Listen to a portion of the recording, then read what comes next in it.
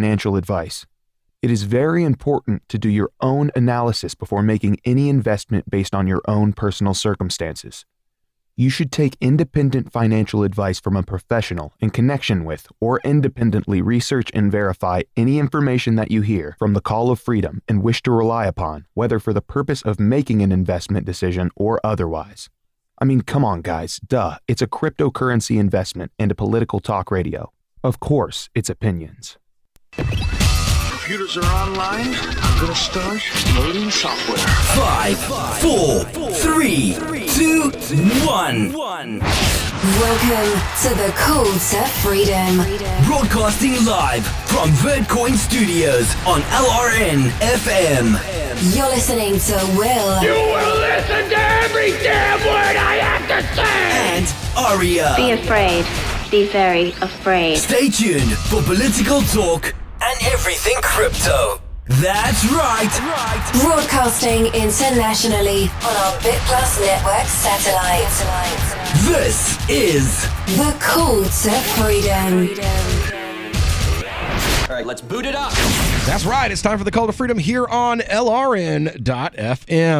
We are broadcasting live from the Zencash studio here in beautiful Keene, New Hampshire, and it is another beautiful day in the Shire. I'm joined in studio by my co-host, Miss Aria DiMezzo, the Queen of Crypto herself. How you doing today, Aria? I'm doing great. It is a beautiful day. A little hot, but bearable. So we got lots of stories for today. We've got a California town throwing people in jail for straws. You got the best story I find today is Bernie Sanders mentioned in the Russia indictment. Did you see the Summer of Snitches video that I sent you? No, I did not. Was there another one? There is. Oh, we're gonna. I don't remember the details about it now, but are you talking about the guy in the store? Yeah, I saw that yesterday. Okay, that's one of those like you're being illegally detained. Punch that fool in the throat. Yeah. Well, you're brown, so you're an illegal immigrant. Just punch him in the throat and keep walking. I'm calling the police. The first time I tried to walk to take a step around him, and he was like, "No, you're going to stay here." That had been the end of that discussion. And yeah, I'm like, no. I agree. I got somewhere to go. Well, you're staying here. I have somewhere to go. Allow me by. No, you're staying here. All right, man. That's 3 strikes, bro. End of story. Me and you they're gonna be some furniture moving around. One of us is gonna lose. That's all I gotta say. One of us is fitting to lose. But it says here, according to USA Today, Russians also tried to help Bernie Sanders and Jill Stein's presidential campaigns. It turns out that Donald Trump wasn't the only candidate that the Russians allegedly tried to help during the 2016 presidential campaign. The 37-page indictment resulting from special counsel Robert Mueller's investigation shows that Russian nationals and businesses also worked to boost the campaigns of Vermont Senator Bernie Sanders and Green Party nominee Jill Stein in an effort to damage Democrat Hillary Clinton. You raised a good point on the way over here. Why isn't Johnson mentioned there? Orwell. I mean, because he was far more popular than Stein. For real. The Russians engaged in operations, maybe because Bill and Hillary are like... Oh, that's right. So... He's got the taste of old woman still on his tongue. Yeah. Oh, God, that's such a gross thought. Right. Well, I mean, you got Derncoat with the taste of old Richard in her mouth. So, I mean, Bill had to hook somebody up. So who did Hillary hook up? Well, the Russians engaged in Bill? operations. Never mind. Right. Hillary's probably not seen what's attached to Bill since they conceived Chelsea. There's not bad photo evidence that Chelsea isn't Bill's and that she's actually the child of one of Hillary's former partners. One of her former law partners. They look shockingly similar. Wow. Russians engaged in operations primarily intended to communicate derogatory information about Hillary Clinton, to denigrate other candidates such as Ted Cruz and Marco Rubio, and to support Bernie Sanders, then candidate Donald Trump, according to the indictment, which was issued on Friday. So, yeah. So Sanders is a Russian Well, you agent. heard that right. The Russians didn't go after Bill because Bill wanted to vouch for Hillary, not denigrate her. Yeah. The document. Well, Sanders bent over pretty quickly for Hillary. He did. Well, when you get in a second house, you tend to grab your ankles pretty fast. The document, which spells out in detail how the Russians worked to support Trump's campaign, alleges that on about February 10th of 2016, the Russians internally circulated an outline of themes for future content to be posted on social media accounts. Specialists were instructed to post content that focused on politics in the USA and to use any opportunity to criticize Hillary and the rest, except Sanders and Trump. We support them, the indictment said. Which is, I don't see what the problem is with Russians using social media. On or about November the 3rd of 2016, just 5 days before the election, the Russians tried to boost Stein's campaign by buying an ad to post on Instagram account. The Instagram account Blacktivist. Well, I mean, it sounds like they were trying to stop Hillary. And the truth is that anybody paying attention to the 2016 campaign knew that Hillary wanted war with Russia.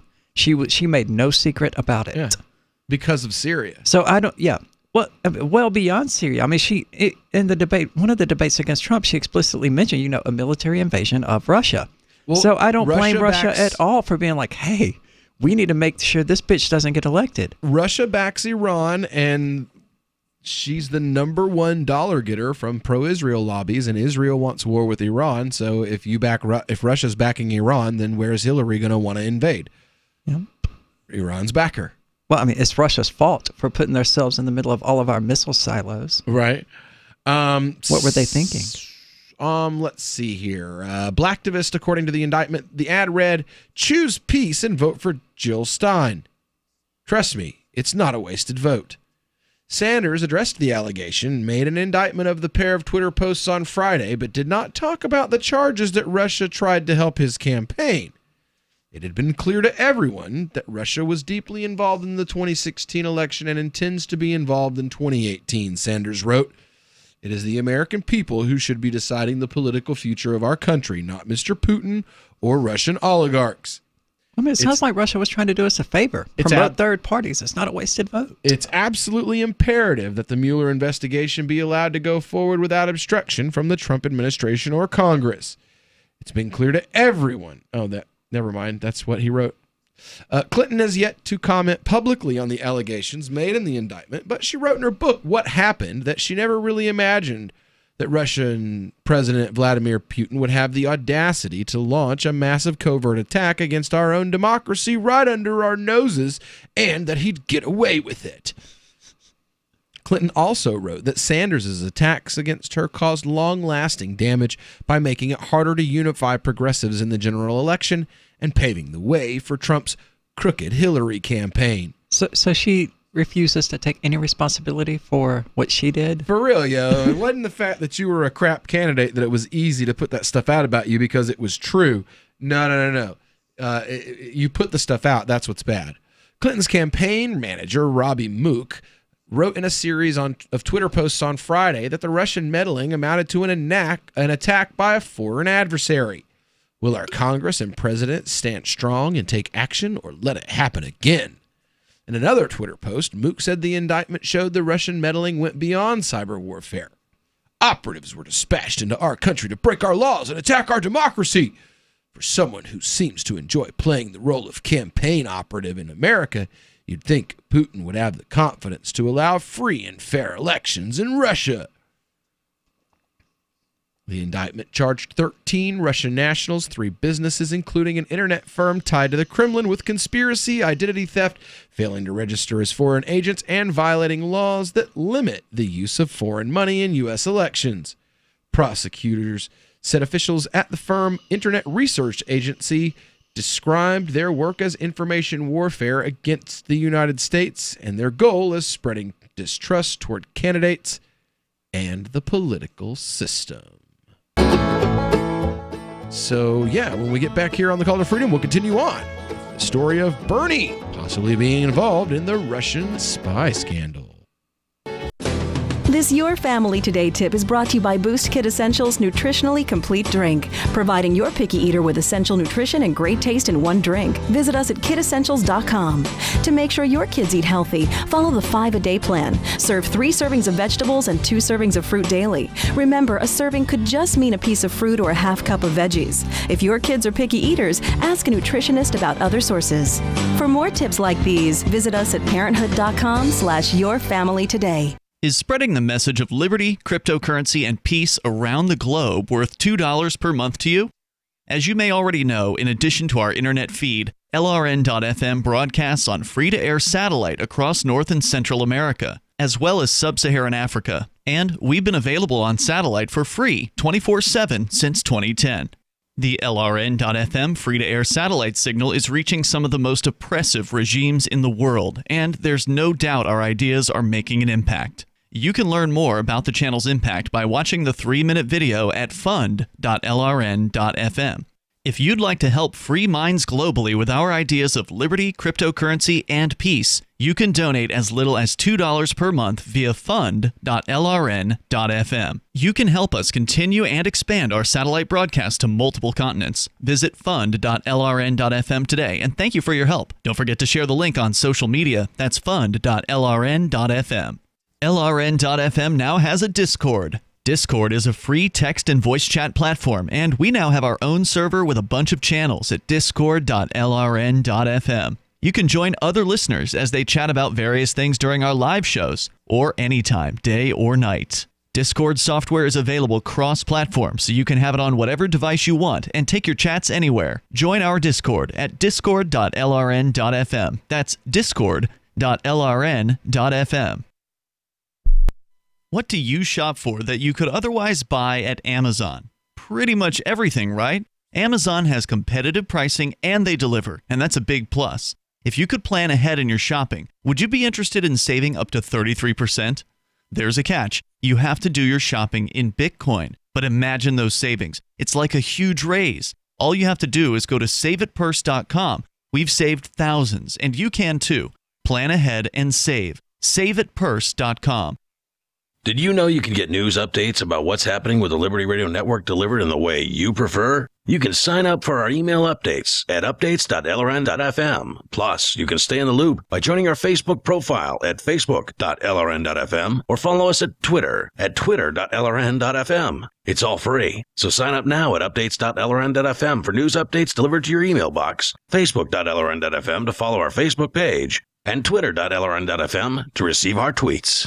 After this morning's police raid on Cosmopolitan magazine's male pleasure laboratory revealed that test subjects were forced to endure horrific abuses and inhumane living conditions, Onion reporters spoke to 23-year-old Daniel Chertok, one of the numerous men exploited for the monthly magazine's studies on erotic stimulation. It was awful. They drove us wild for days on end. Once they made me lather myself with gallons of sexy bath oils, and then read thousands of racy text messages until my eyesight began to blur. Then for the next 12 hours, they blasted sultry songs into my ears and made me simulate 50 crazy hot sex moves.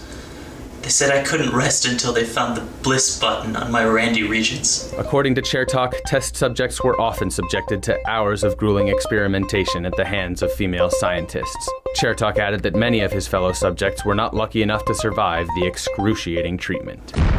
This is the Onion News Network. Help get LRN.FM into more ears. Visit promote.lrn.fm for a free bumper sticker, flyers, banners, graphics, and more. Promote.lrn.fm. You are listening to the Call to Freedom on LRN.fm. Unasikiliza wito wa uhuru katika LRN.fm.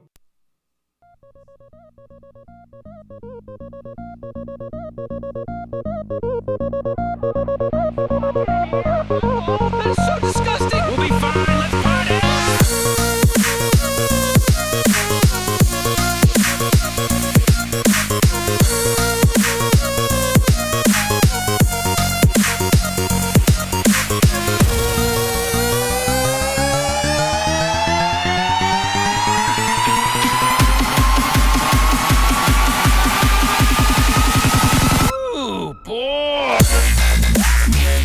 Let's party. Welcome back into the Call to Freedom here on LRN.FM. Broadcasting live from our Zencast studio here in beautiful Keene, New Hampshire. And we're talking about the Russia scandal again. This time it's a little bit different. Now they're saying that it was Bernie and Jill Stein that were being given the assistance by the Russian spies. I know why they didn't do Johnson and Weld, because that would have taken votes from Republicans. And their goal was to take votes from Hillary so that the Republicans won. And the Democrats' goal was to be sure that Hillary won. Right.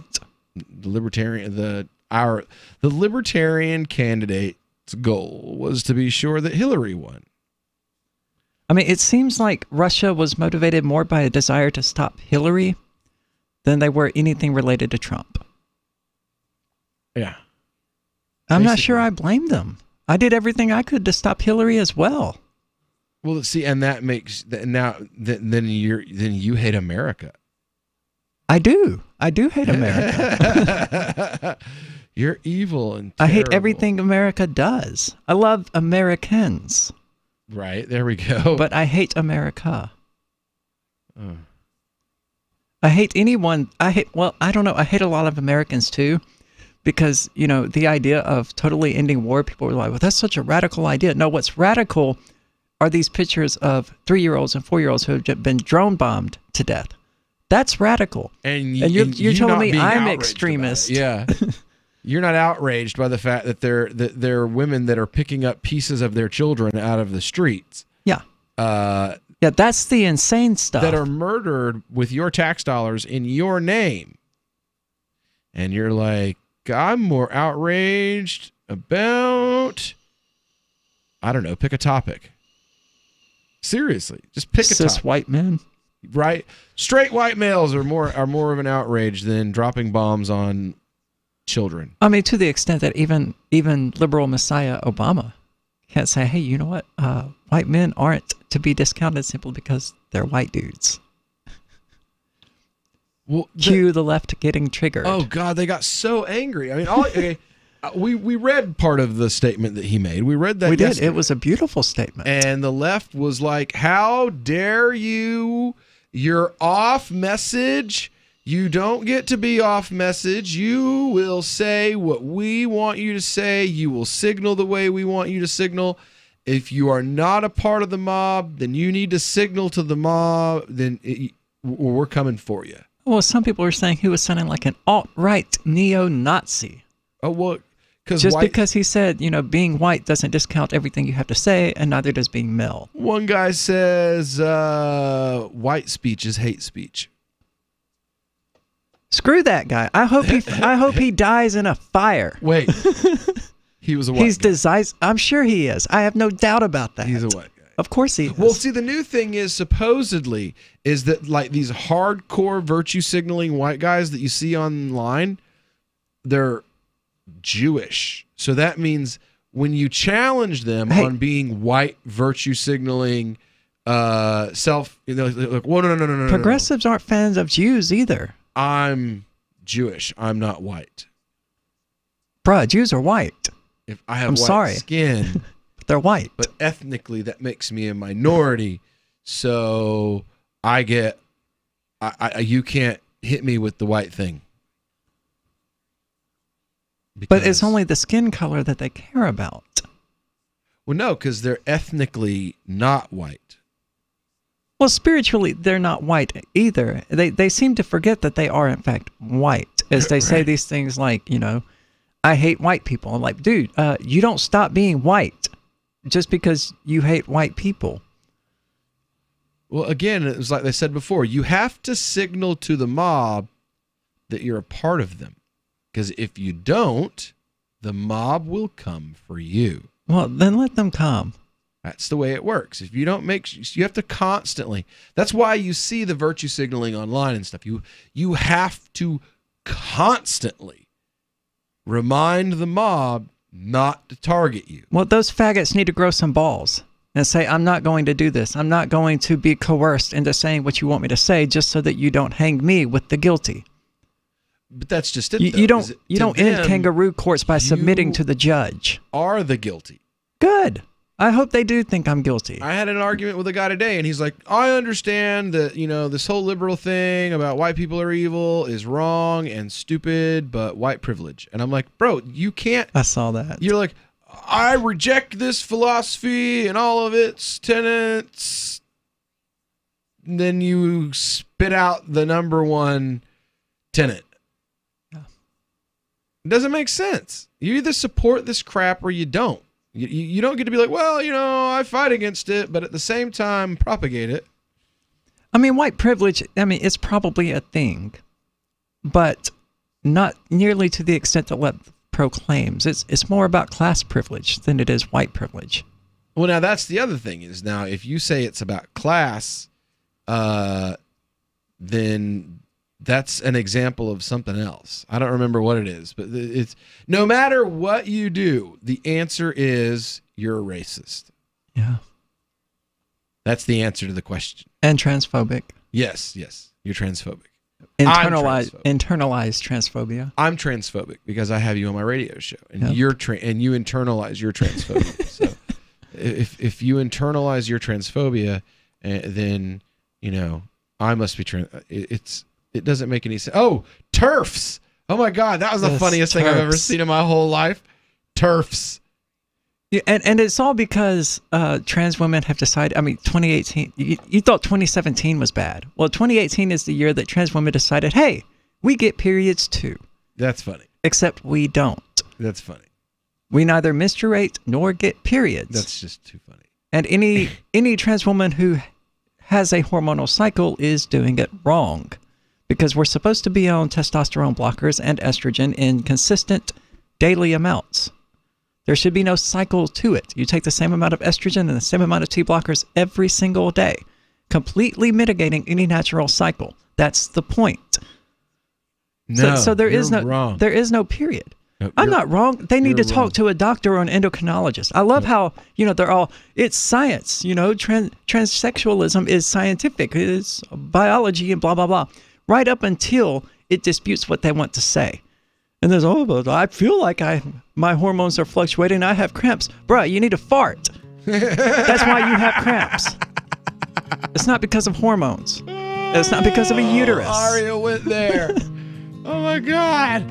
All right, we'll be back here in just a moment with the remainder of the first hour of the Call to Freedom here on LRN.FM. Since time began, tyrants have taken aim at personal liberties. Now there's a movie that aims back.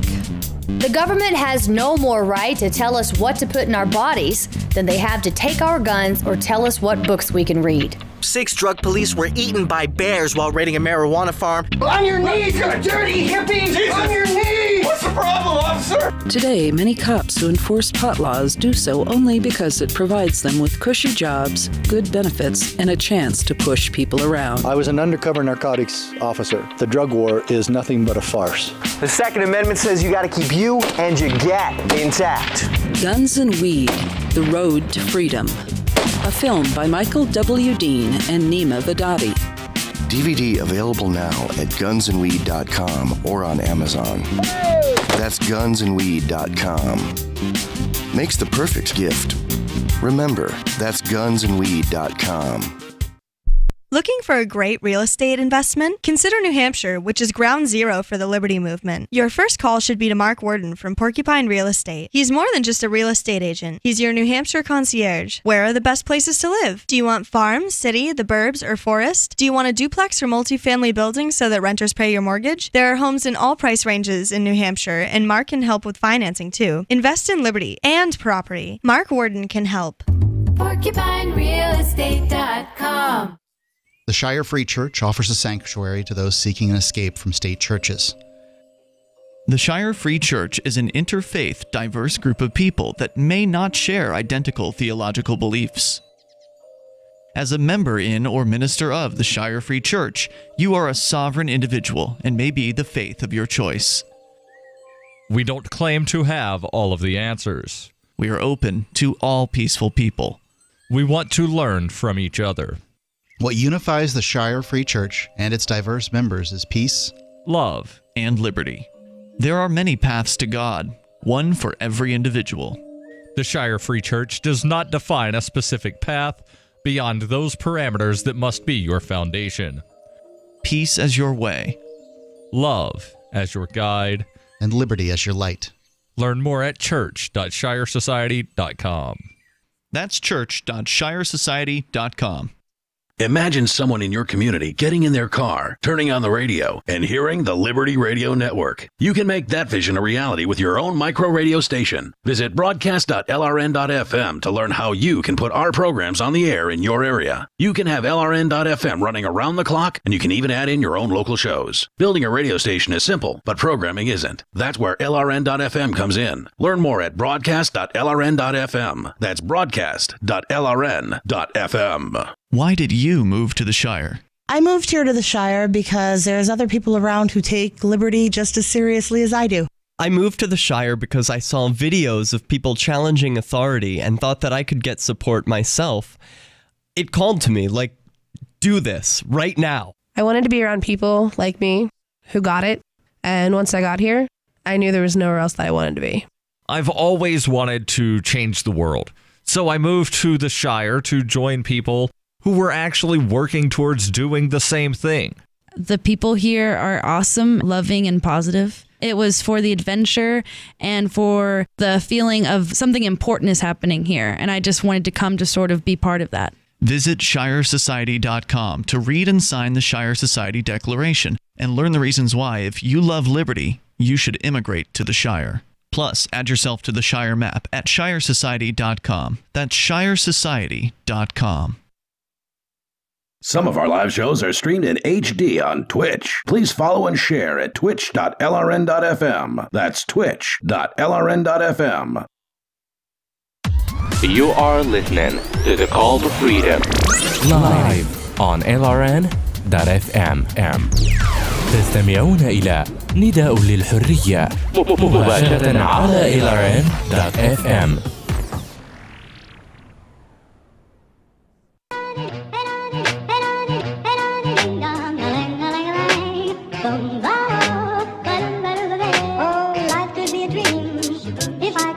Up in paradise, I suppose. If you would tell me I'm the only one that you love, life could be a dream, sweetheart. Hello, hello again. Life could be a dream. If I could take you up in paradise, I suppose. If you would tell me I'm the only one that you love, life could be a dream, sweetheart. Hello, hello again. All right, welcome back into the Call to Freedom here on LRN.fm. Broadcasting live from our Zencast studio here in beautiful Keene, New Hampshire. And we have got another story for you. It is the summer of the war against straws.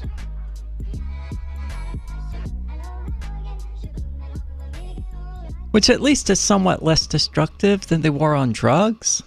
Yeah. Anyway, I'm sorry. There's some idiot in the chat room who thinks that we're racist for some reason. Oh, which chat room? Twitch. Why do you hate me? Hate who? Nobody hates you, dude. Take off your victim cap. Are you a racist? If you hate someone because color of his skin, you are racist. Well, who do we hate because of the color of their skin? I don't know. I don't hate anybody because they're anything other than stupid. Yeah. And I don't even hate stupid people. I just hate stupidity in general.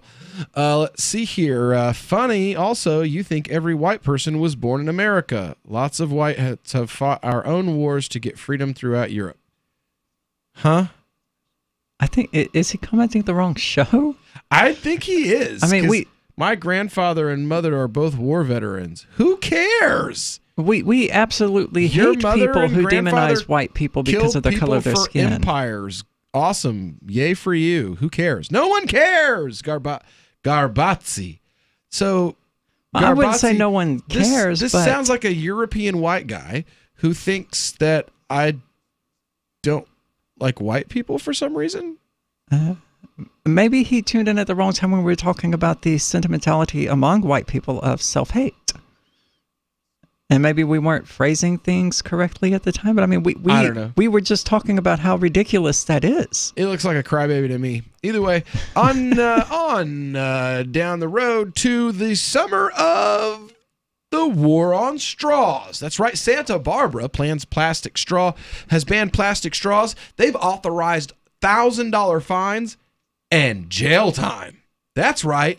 Use a straw, go to jail. Santa Barbara's become the latest city to crack down on plastic straws, enacting what's most likely the most severe prohibition in the country. The law authorizes hefty fines and jail sentences for violators. On Tuesday, Santa Barbara City Council unanimously passed a bill that prohibits restaurants, bars, and other food service businesses from handing out plastic straws to their customers. Plastic stirrers and utensils can still be legally provided, but only if a customer specifically requests one. This is nuts. That a municipality what is it supposed to do? Ban plastic straws is sadly unsurprising in the summer of 2018, when seemingly every city, celebrity, corporation, and cute kid with a nonprofit wants to eliminate the little suckers from polite society. Yet Look, Santa Barbara's ban is notably rigid and punitive. I know when I go to a restaurant that they have washed the glasses, but I still don't want to put my lips on it. And if you because they don't wash them like you would at home, right? So they run them through the autochlor, which pumps 200 and some odd degree water around them. That water has food floating in it. If you've ever worked as a dishwasher in a restaurant, like I did as a teenager, then you see that the water blowing around on those dishes has food sediments in it. And this is why we use straws at restaurants. Exactly. It's pretty gross once you've seen how washing is done in a restaurant. I mean, they do the same with silverware as well. Yeah. But your silverware, most restaurants will, because silverware spots, the servers are required to wipe all silverware and shine it before they wrap it. Most restaurants. Some restaurants, they don't. I can tell. Water spots on the silverware. Mm-hmm. That's how you know that they don't wipe them down. So request plastic utensils if you see spots on your silverware? Yes, absolutely. Let's see. When Seattle became the first major city in the United States to ban plastic straws in September of 2017, it carved out an exemption for compostable plastic straws and made any violation an infraction punishable by a $250 fine. Santa Barbara, by contrast, has banned every even compostable straws, permitting only drinking tubes made from non-plastic materials like paper, metal, or bamboo. The city's also made any violation of its straw prohibition both an administrative infraction, carrying a $100 fine, and a misdemeanor, punishable by $1,000 and 6 months in jail. Each contraband straw or unsolicited plastic stirrer counts as a separate violation. So fines and jail time could stack up rather quickly. Unlike other enacted proposed straw bans, Santa Barbara's does not include an automatic exemption for the disabled, who often lack the ability to bring cup to lip. Restaurant owners can request an exemption based on medical necessity, but granting one is at the city's discretion. Well done, California. You managed to go even more insane. For real? The hell is wrong? I mean, every time we hear something out of California, it's appalling. Supporters of the ban paid little attention to its punitive aspects. Outside the city council meeting where the ordinance was passed, an environmental activist spoke of the benefits that would accrue to the children. The children! Won't somebody think of the children? I do think of the children, and I want children to be raised in a world where the boot of the state is not constantly up their asses. Or on their necks, or in their wallets. Inside City Hall, actual children urged city council members to save the oceans. Save the whales and criminalize straws. Look. While the adults in the room cheered them on. We lack the capacity, we lack the technology to destroy the oceans. I'm sorry you don't understand this, but we cannot destroy the oceans at this time, and it will be centuries before we're able to. I've written at length about the dubious environmental benefits of banning straws, which make up a tiny fraction of plastic waste. In pursuit of those dubious benefits, straw opponents in Santa Barbara are beyond willing to make more of their fellow citizens into criminals. Well, I mean, yeah, it's not about doing anything for the environment. It's about virtue signaling to the mob and showing them how righteous you are. It doesn't matter that, it's not going to do anything to clean up the oceans and that most of the pollution in the ocean is not straws. For real, None of that you want to matters. clean up the ocean. How about you go to New York City, you go to New Jersey, and you convince them to stop dumping their trash in it? And not to mention Starbucks' new tops actually will add more plastic to the oceans. So it clearly can't be about anything actually dealing with environmental. It's that disconnect between cause and effect again. They just feel like it's a good idea. And it doesn't matter to them in the slightest whether or not what they're doing is going to produce the results they actually want, because they feel like it will. It's the tugboat Break of Dawn, one of hundreds of modest working vessels that plied the waters, a 230-foot-long, 18-foot-high commercial garbage barge.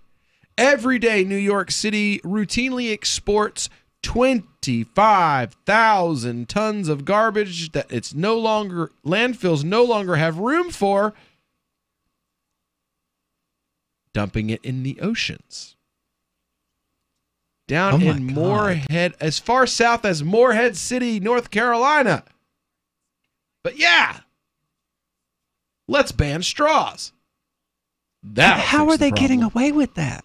Are you tired of governments murdering people around the world? Stop using their money. There is an alternative. Bitcoin is a stateless, free market, non-political currency. Bitcoin cannot be inflated or controlled by any government. By using their money, you're helping the state. Stop doing it. You have an incredible alternative available now. Learn it, use it, spread it. Get started with Bitcoin at Bitcoin.com. That's Bitcoin.com. So the protection of life, liberty, and property is what the Free State Project is all about. But it's an effort to move 20,000 people who understand. It's about demonstrating to the entire country that, yeah, we can have a free market, a truly free market. Making it just a freer, great place to live. It's the world's largest voluntarist libertarian community, and it's only getting bigger. That's amazing, to be able to move to a place where other people passionately believe in being free and independent. What the Free State Project is managing to do, though, is to put their money where their mouth is. Physically getting up across the country and saying, let's go someplace and let's demonstrate the power of these ideas. There's a lot of kind of philosophy that surrounds liberty. There's a lot of thinking about it and talking about it. But here in New Hampshire, people are doing it. 101 Reasons Liberty Lives in New Hampshire, a documentary by Free State Project Early Movers. Watch it free at 101reasonsfilm.com. 101reasonsfilm.com.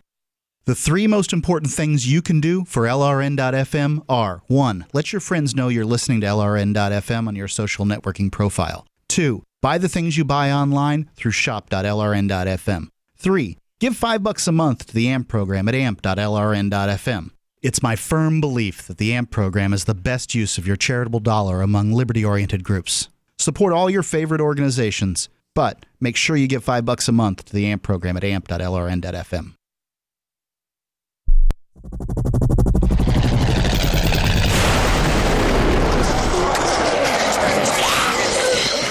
In Survivor Max 2, School Bites, Max must scavenge through a wasteland swarming with the undead. Desperate to find the medicine he needs, he discovers a community of survivors at his former school. Has he finally found the safe haven he's been looking for, or will he discover that school bites?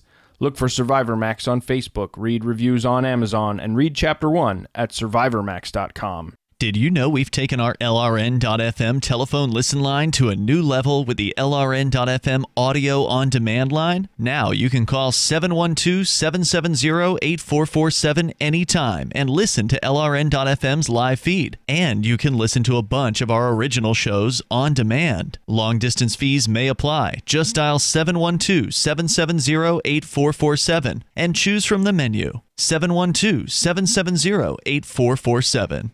Are you about to meet the media? If you're about to be interviewed, do their homework for them. Know this about the person who will interview you. He or she is busy, so expect minimal, if any, preparation. He or she doesn't know as much about your topic as you do. He or she isn't as concerned as you are about getting your message out, so you need to take responsibility. Provide a biography and fact sheet, photographs, or other materials that tell your story. Reporters won't be put off if you supply frequently asked questions. Remember, Public Speaking 101, at the end of the speech, what's the one thing you want them to remember? You can download the document I supply to reporters who interview me and squirm through a video that demonstrates how not to conduct your media interview at www.survivalspeech.com. I'm Holland Cook. Love what we do? Please help support our international satellite channels at patreon.lrn.fm. That's patreon.lrn.fm.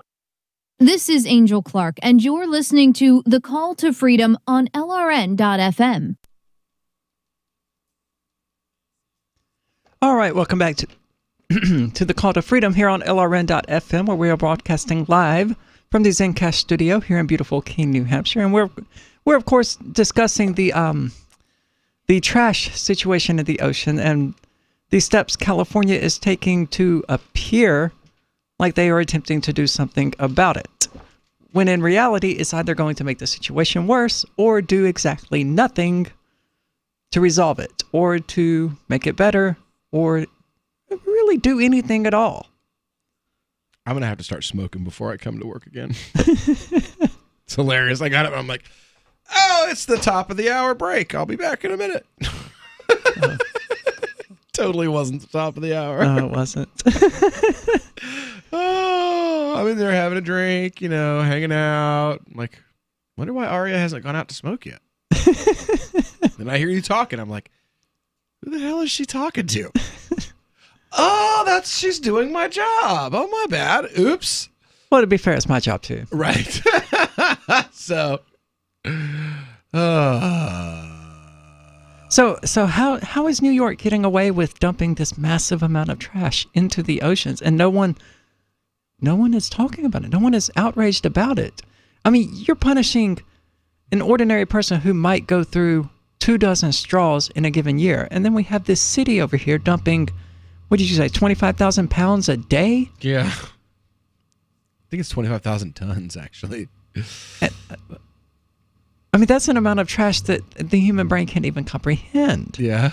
And Jersey does it too. And no one is like, hey, I think we may have found the problem. Maybe we should ban dumping garbage in the ocean.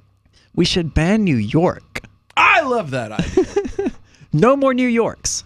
Ever. See. States that still dump garbage in the ocean. I mean, you would think that we would at least sell it or buy landfill space from some country that really needs the money. Since we're turning them into, festering rat holes of trash anyway, like Haiti, let's just let them sell us their land and we can dump our trash there. Oh, it gets even better. According to the Ocean Conservancy, a U.S. environmental nonprofit, 95% of plastic trash dumped in the sea is submerged beneath the water. Turns out 5 countries are the leading contributors to the crisis. None of them are Santa Barbara. How far ahead of the others is the United States as far as tonnage goes? In a recent report, China, Indonesia, the Philippines, Thailand, and Vietnam are spewing out 60% of the plastic waste that enters the world's oceans. So, well, there you go, Santa Barbara. Go ahead, Santa Barbara. You ban straws.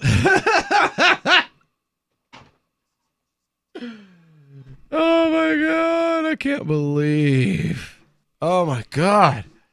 Westerners, namely Americans, are seen as the world's most incorrigible consumers of stuff. Well, that's generally true. Well, Asian economies are now on the rise. They have more cash to blow on Marlboros and Sprite at 7-Eleven. But the junk these habits produce doesn't end up in legit landfills. About 5 Asian countries, only 40% of their garbage is properly collected.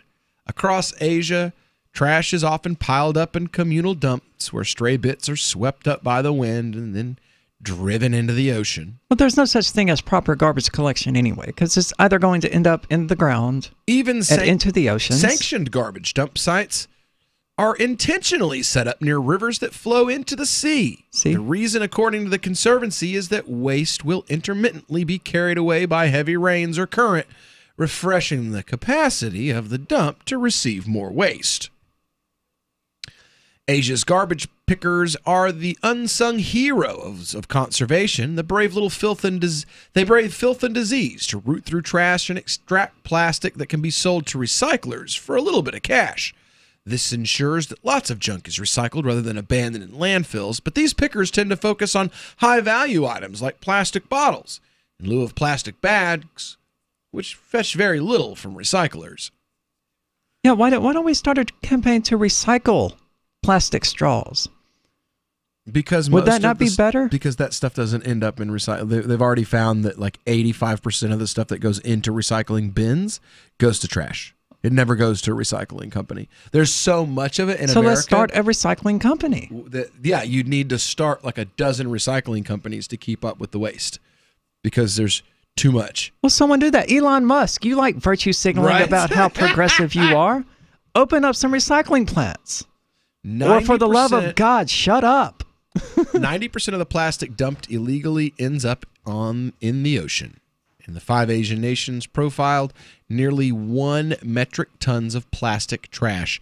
It goes into these from the sea each year. So there you go, guys. I mean, if you want to ban plastic straws, then tell me how you're going to fix the dumping in the ocean. Which, as we've talked about, is not simply a China problem or an Asia problem, because New Jersey and New York are doing it too. It's pretty sad. And I mean, that's not getting into the ships that we deliberately sink that also add to the amount of refuse in the oceans. I mean, and you know, it's not just Earth. We filled the orbit of our planet up with trash. Yeah, there are limitations for what you can and can't dump, but it's perfectly acceptable to dump your raw sewage, paper, rags, glass, metal, bottles, and similar refuse as long as they're at least 12 miles away from the nearest shoreline. Well, that's stupid. You need to be able to dump your waste into the ocean. That's what it's for. That's what humans did for thousands and tens of thousands of years. We peed and we crapped in the water. Yeah, because it got rid of it. Some kind of oceanic life will eat it. Talk about recycling.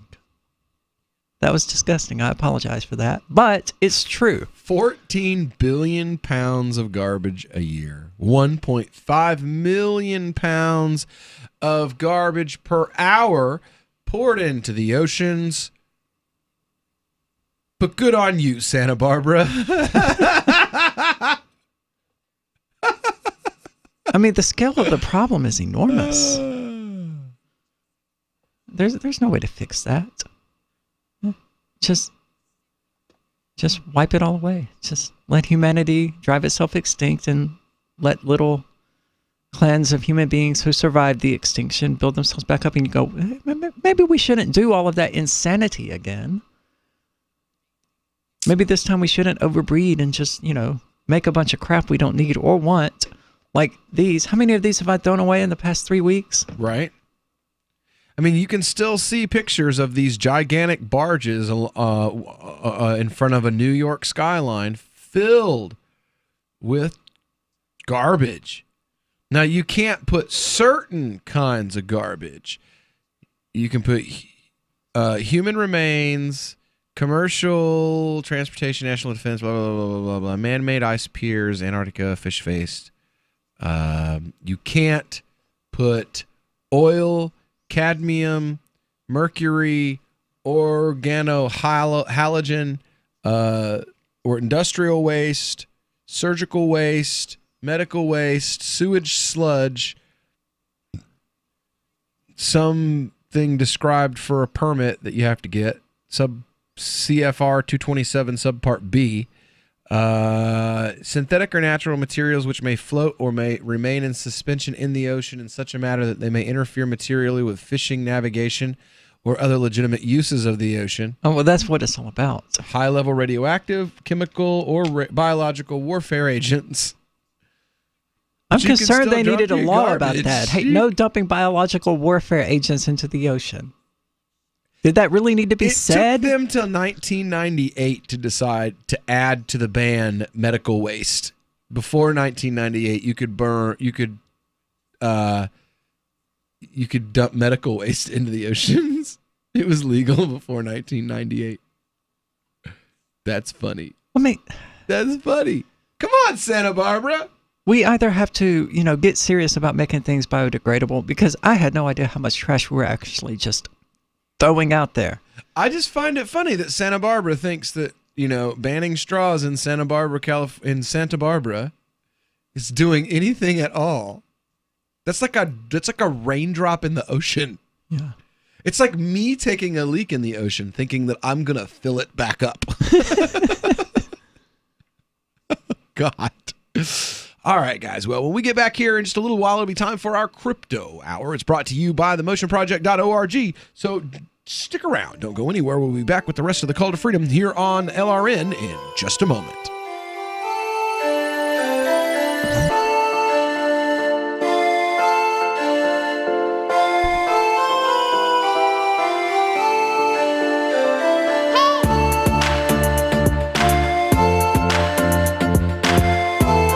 Free Talk Live. Did you say that you prostituted yourself when you were 10 years old? I was doing something of a sexual nature in return Was that a for... woman or a... It was a next-door neighbor. He was probably around 16. So he took advantage of you? No, sir. He didn't take advantage of me. He corrupted you morally? No, sir. It was my choice to climb into his window. It was my choice, Lou. It was my choice to take my pants off and get into his bed. It was all my choice, Lou. Listen to me, Ian. You do not have the right at the age of 10 to make that decision. Don't you dare tell me what I can and can't do, Lou. You dare? I'm telling you, he molested you. No, Lou. You don't even realize. Lou, you don't understand what molestation is. Molestation is unwanted sexual advances. I consented. I know you don't believe that's possible. I know me better than you know me, Lou. Free Talk Live, 7 nights a week from 7 to 10 Eastern, live on the Liberty Radio Network at LRN.FM. Some of you asked, and now we've delivered. LRN.FM's live Keene, New Hampshire studio shows are now streamed in HD on Twitch. Visit our channel at twitch.lrn.fm and give it a follow. If you have Amazon Prime, you get 1 free subscription on Twitch. If you use it on our channel, Twitch will give LRN.FM a monthly piece of your Prime subscription cost. So please watch, follow, share, and subscribe to twitch.lrn.fm. That's twitch.lrn.fm. I love My Magic Mud. I drink a lot of coffee. I had stains on my teeth. Then I found My Magic Mud, and I was told it would remove stains. So I paid attention when I brushed the first time. My Magic Mud is black tooth powder, and the difference it made in my teeth in 1 application was noticeable. With 4, my teeth were as white as you normal folks out there. Please go to mymagicmud.com and buy a jar. There's 150 applications for $25. You can use Bitcoin, mymagicmud.com. More of the Call to Freedom is coming up next, live after the news on the Liberty Radio Network at LRN.FM. From Keene in the Shire, the Liberty Media capital of the world, this is Daryl W. Perry, host of FPP Radio News for Friday, July 20th, 2018. Silver is trading at $15.34 per ounce. Gold is valued at $1,224 per ounce. Zencash is trading at $29, and the average price of Bitcoin is $7,452. Antiwar.com reports just days after the successful summit between Presidents Trump and Putin, Russia has announced tests of a range of weapon systems. On Thursday, the Defense Ministry said tests are planned for laser systems, nuclear-capable cruise missiles, and an underwater drone. These are the same weapons Russia unveiled plans for back in March, their next generation of conventional and nuclear arms. Russian officials have branded them super weapons and have said they are designed to totally circumvent U.S. missile defenses to maintain a balance of power. Russian officials say that the tests are practice on the use of the high-powered Peresvet laser and the Poseidon underwater drone, along with a switch to the flight trials at Sarmat missile complex. Russian officials have said the cruise missiles being developed are nuclear-capable missiles with unlimited range. They have said these missiles will be beyond the capacity of any U.S. systems to intercept, which is likely not difficult given the limited success U.S. missile defense actually has.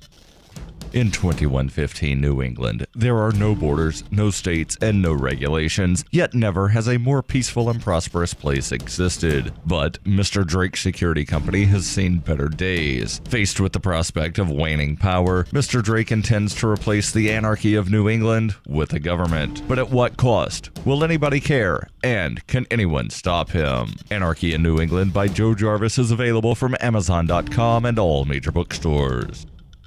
UPI reports the New York Department of Taxation and Finance is investigating whether the Donald Trump Foundation violated state tax laws. Governor Andrew Cuomo confirmed Thursday the investigation began a month ago and seeks to determine whether the foundation and President Donald Trump broke New York law by transferring assets or misrepresenting tax liability and tax assignment. Once the tax department probe is complete, the findings could be referred to the appropriate law enforcement agency to present to a grand jury for criminal action. Cuomo said the investigation is moving forward in the form of a review by the state tax department as well as a civil case by the attorney general's office. He said for the Trump Foundation, the law is the law. It doesn't matter who you are. The law is the law. So Tax and Finance is doing an investigation. If they believe it should be referred, they will refer it. New York Attorney General Barbara Underwood filed a lawsuit against the Donald Trump Foundation in June, citing a pattern of illegal conduct by the organization for more than a decade, including unlawful political coordination with Trump's presidential campaign, repeated and willful self-dealing transactions to benefit personal and business interests, and violations of basic legal obligations for nonprofit foundations. Late Wednesday, Cuomo's counsel, Alfonso David, said he would make a referral to the Attorney General's office to criminally investigate the foundation.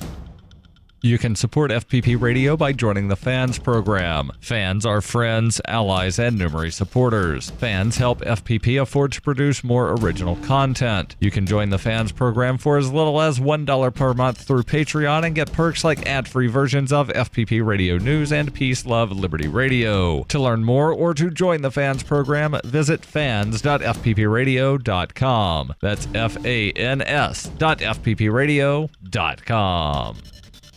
Reuters reports Panasonic said it was unable to determine how much of the cobalt used in batteries it makes for Tesla cars comes from Cuba, a country subject to U.S. sanctions, and that it had suspended relations with a Canadian supplier as a result of its concern. The Japanese electronics maker, the exclusive supplier of batteries to Tesla, made the comments following questions from Reuters about whether the batteries contained Cuban cobalt. Two sources familiar with the matter told Reuters that some of the cobalt that Panasonic uses to make Tesla's batteries is mined in Cuba by Canadian supplier Sherritt International. Panasonic said it was unable to tell how much cobalt sourced from Cuba via its Canadian supplier ended up in the batteries it provided to the U.S. market due to commingling of sources by its suppliers in several phases of manufacturing processes. A spokeswoman said Panasonic had chosen to suspend its relationship with an unnamed Canadian supplier. She added that Panasonic had used cobalt from the Canadian supplier for batteries used in the Tesla Model S and Model X, but only after February of this year. A U.S. Treasury official who asked not to be named said Treasury does not discuss investigations and could not confirm whether one existed. The United States imposed sanctions on Cuba after Fidel Castro nationalized swaths of American assets more than 50 years ago. This has been FPP Radio News. Online at fppradio.com. George W. Bush may be retired from politics, but he's keeping busy with his new hobby of painting. Today, the Picasso-in-chief tweeted his latest picture, a turkey sandwich and glass of lemonade in front of the ghost of the Iraqi child that follows him everywhere. Rebecca Mira has been following the flourishing art career. He's pretty good, Rebecca. Yeah, well, Rachel, Bush doesn't claim to be a great artist, but as he put it, not bad for an old man, huh? Not bad at all. He says he likes painting simple things he sees in everyday life, like his dogs, that dead Iraqi child. You can see that Bush's art is improving over time if you take a look. At first, he could barely draw the Iraqi child's transparent hands, but now they look much more realistic. Much more. You know, I'm not surprised that he's getting better. Bush practices constantly. And Laura Bush says he's more focused than ever, locks himself away for hours at a time, and won't talk to anyone while he's painting. Yeah. Makes you wonder if history will look back on Bush as a politician or the next Rembrandt. Up next, a study found that drinking red wine once a day can help the body get hammered. This is the Onion News Network. The Call to Freedom is an opinion show. It's meant for informational purposes only. It is not licensed financial advice. It is very important to do your own analysis before making any investment based on your own personal circumstances. You should take independent financial advice from a professional in connection with or independently research and verify any information that you hear from the Call of Freedom and wish to rely upon, whether for the purpose of making an investment decision or otherwise. I mean, come on, guys. Duh. It's a cryptocurrency investment and a political talk radio. Of course, it's opinions.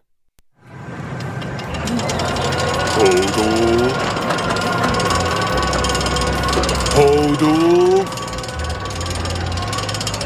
Hodl.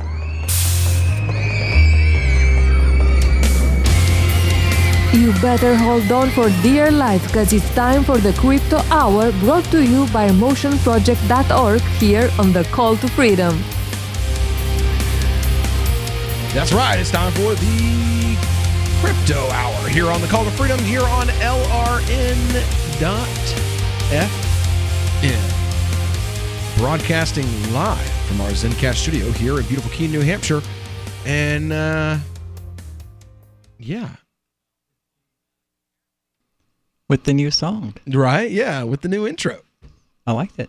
Yeah. I like the old one better. I really do.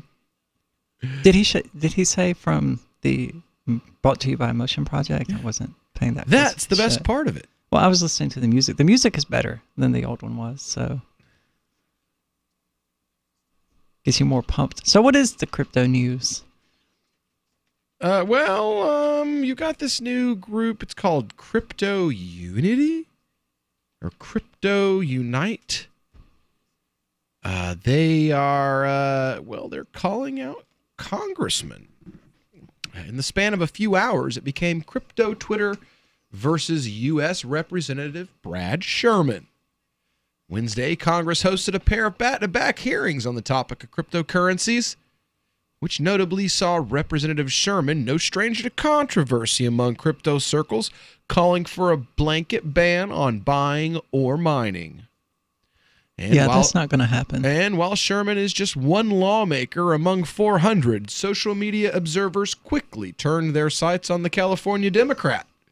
For example, Sherman was accused He would be from California. Because it was accused of bias, because his largest donor this past election cycle is a credit card payment firm based in L.A., where his district is based.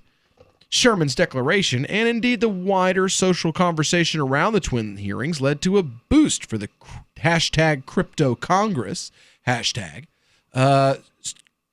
According to data from Twitter's analytics site, Keyhole, the hashtag had a reach of over 1 million accounts and more than 2.7 million impressions from the start of the hearings yesterday.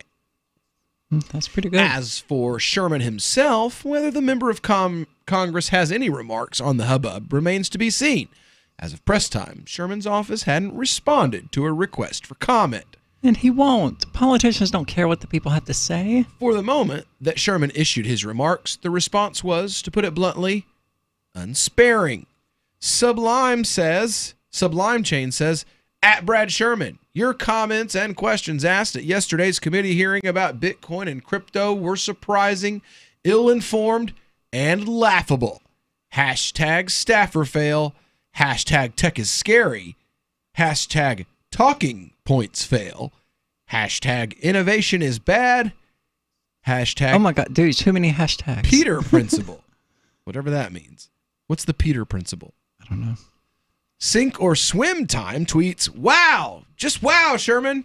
It doesn't matter if you're pro Bitcoin, Ripple, Ethereum, or whatever. I'm pretty sure everyone can agree that this guy has zero clue about this new asset class. He literally said the current system has no issues and that crypto is only for criminals. Okay, if the current system had no issue, there would not be alternative currencies meant to fix the issues in that system. That's how the free market deals with things that have problems. It comes up with solutions outside of the problems. Oh, the Peter Principle, a concept in management developed by Lawrence J. Peter, which observes that people in a hierarchy tend to rise to their level of incompetence. In other words, an employee is promoted based on their success in previous jobs until they reach a level of which they are no longer competent, as skills in one job do not necessarily translate to another. The concept was elucidated in the book The Peter Principle by Peter and Raymond Hull. Okay. So, what's that? Basically, I don't see how the Peter Principle is related. It's not like he educated beyond his own intelligence. He wasn't promoted to congressman. I mean, he was always an idiot. Right. Just that he's speaking on something outside of his pay class. Well, I mean, that's certainly true, but that's generally true of politicians anyway. I mean, they're not experts on anything. If they were, they wouldn't be breaking the country. They're experts on telling other people what they can and can't do. So yes. I would say it's well within his area of expertise. Okay. But his ignorance is undoubtedly going to be expressed in what he's telling people they can't do. But that's always true. I mean, like Trump rattling on about the interest rates increase. Yeah. I mean, he doesn't really know what he's talking about. He's got some idea. But I mean, if this guy was a crypto expert, he would be in the cryptocurrency industry, not Congress. Right. He'd be getting paid. But instead, he's a congressman. Oh, so he's still getting paid. Yeah. He's just getting paid by the credit card companies instead of, making money off of good crypto investments. Anyway. And by the way, the people who are being robbed to pay for him? Marius tweets, Congressman Brad Sherman, how about the U.S. voters kick you out next term? You realize $60 billion US per year are laundered? You realize that that $7.6 trillion have been used for war in the last 10 years? And then you want to tell me cryptos are bad? How much crypto has been used for war? Right. AP Pompliano says, Dear Congressman Sherman, today you said citizens should be prohibited from buying or mining. Maybe stop printing more dollars or spending more than we make. Or we could outlaw criminals from using cash. Focus on the important things. And let's see here. Nick Verma tweets, clear conflict of interest. The Orca Alliance tweets, double standards. Representative Sherman bad naming crypto and Bitcoin while his largest campaign donor is a credit card company? Conflict of interest much?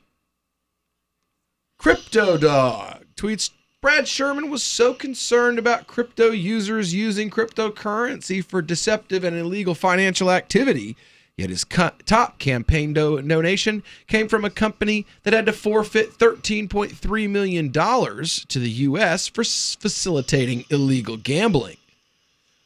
But could the uproar lead to actual political repercussions for the California Democrat?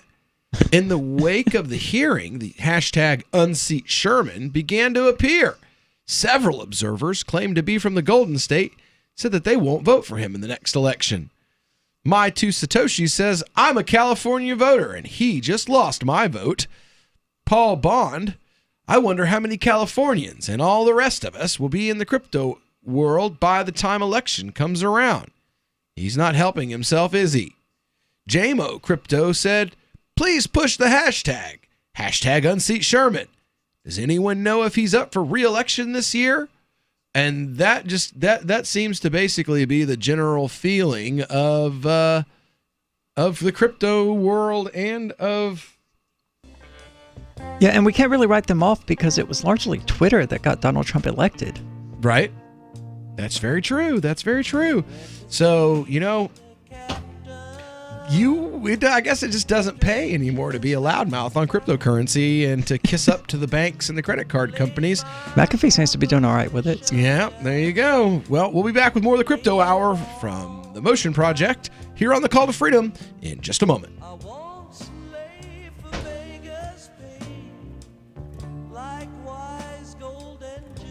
So you've signed the Shire Society Declaration and are planning your move to New Hampshire to be around more liberty-oriented people. Next, sign up for the Shire Society Forum at forum.shiresociety.com. There are a bunch of people there who are already in the Shire, and they want to meet you. If you're already in the Shire physically, you should also come by the forums. Remember, not everyone uses Facebook. New people are signing up for the Shire Society Forum every month, so drop in and say hello at forum.shiresociety.com.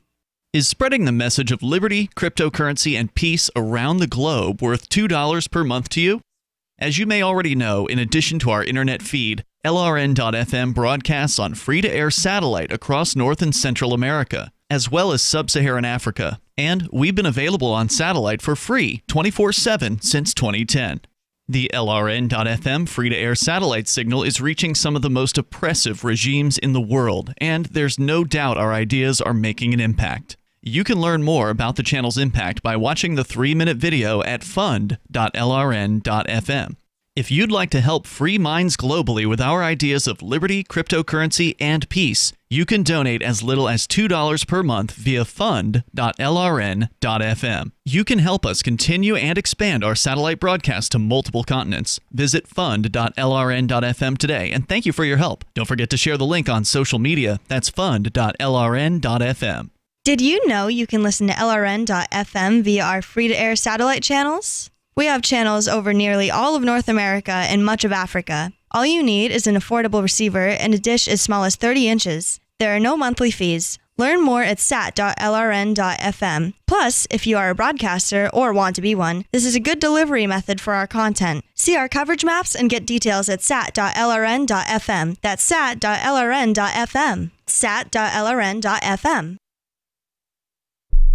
The new 4th edition of Healing Our World, The Compassion of Libertarianism, will take your understanding of liberty to a deeper level and has over 1,300 updated references, new cartoons, and a foreword by Dr. Ron Paul. With discounts for multiple book purchases, the 4th edition of Healing Our World is a great gift for the liberals, pragmatists, environmentalists, and Christians in your life who think libertarianism is cold-hearted. Get yours today at healing.freetalklive.com and use promo code FTL for a $5 discount. Here's a chance to do a little activism while you're cruising Facebook, Twitter, or Google+. Between the LOL cats, the recipes, the hot girls, and the inspirational sunrise memes, Free Talk Live's posts pass by your newsfeed. Like them, comment. It gives us more exposure. If you don't see our posts, click like at facebook.freetalklive.com and then hover over it to click Get Notifications. It's an easy way to spread the ideas of liberty a bit further. I know you're busy, but you can spare that 1/10 of a calorie it takes to click on something. facebook.freetalklive.com. Hi, I'm Derek J. I don't want a politician to represent me. To me, government is the idea that one group of people can coerce everyone to comply with an edict or face increasing punishments up to and including death. Despite perhaps the most noble of intentions, the best government services are a far cry from what could be provided for by voluntary interactions. Besides, the people who call themselves the government wage wars and put peaceful people in jail for crimes involving no victims. If Starbucks used some of its money to drop bombs, I wouldn't shop there. So why would I support the American empire? The empire does not require my consent. Derek J's Victimless Crime Spree. Watch it for free and order the Director's Cut DVD at victimlesscrimespree.com. That's victimlesscrimespree.com.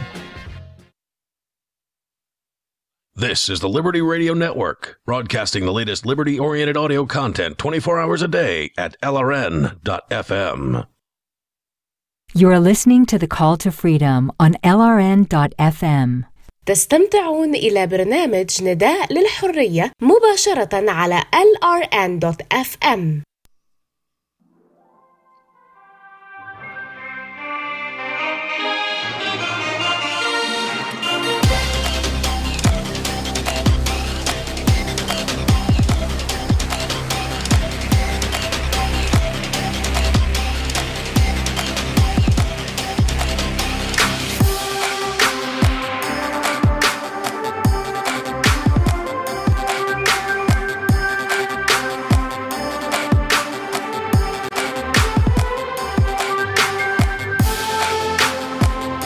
All right, welcome back here to the Call of Freedom here on LRN.FM. Broadcasting our crypto hour brought to you by themotionproject.org. And I've got some pretty cool news for you. You got a new HODL hat. Yeah, right. Crypto exchanges are targeting African markets by offering low transaction fees. An advanced and robust trading platform is vowing to help emerging economies embrace cryptocurrencies and blockchain technology in the hope that inclusion and education will bring economic freedom to the masses. QubitX claims that there is widespread reluctance to learn about crypto, compounded by a lack of knowledge and resources for those who want to discover more. The company believes this has enabled a small group of traders to dominate the market and even manipulate it at will, resulting in extreme fluctuations in cryptocurrencies.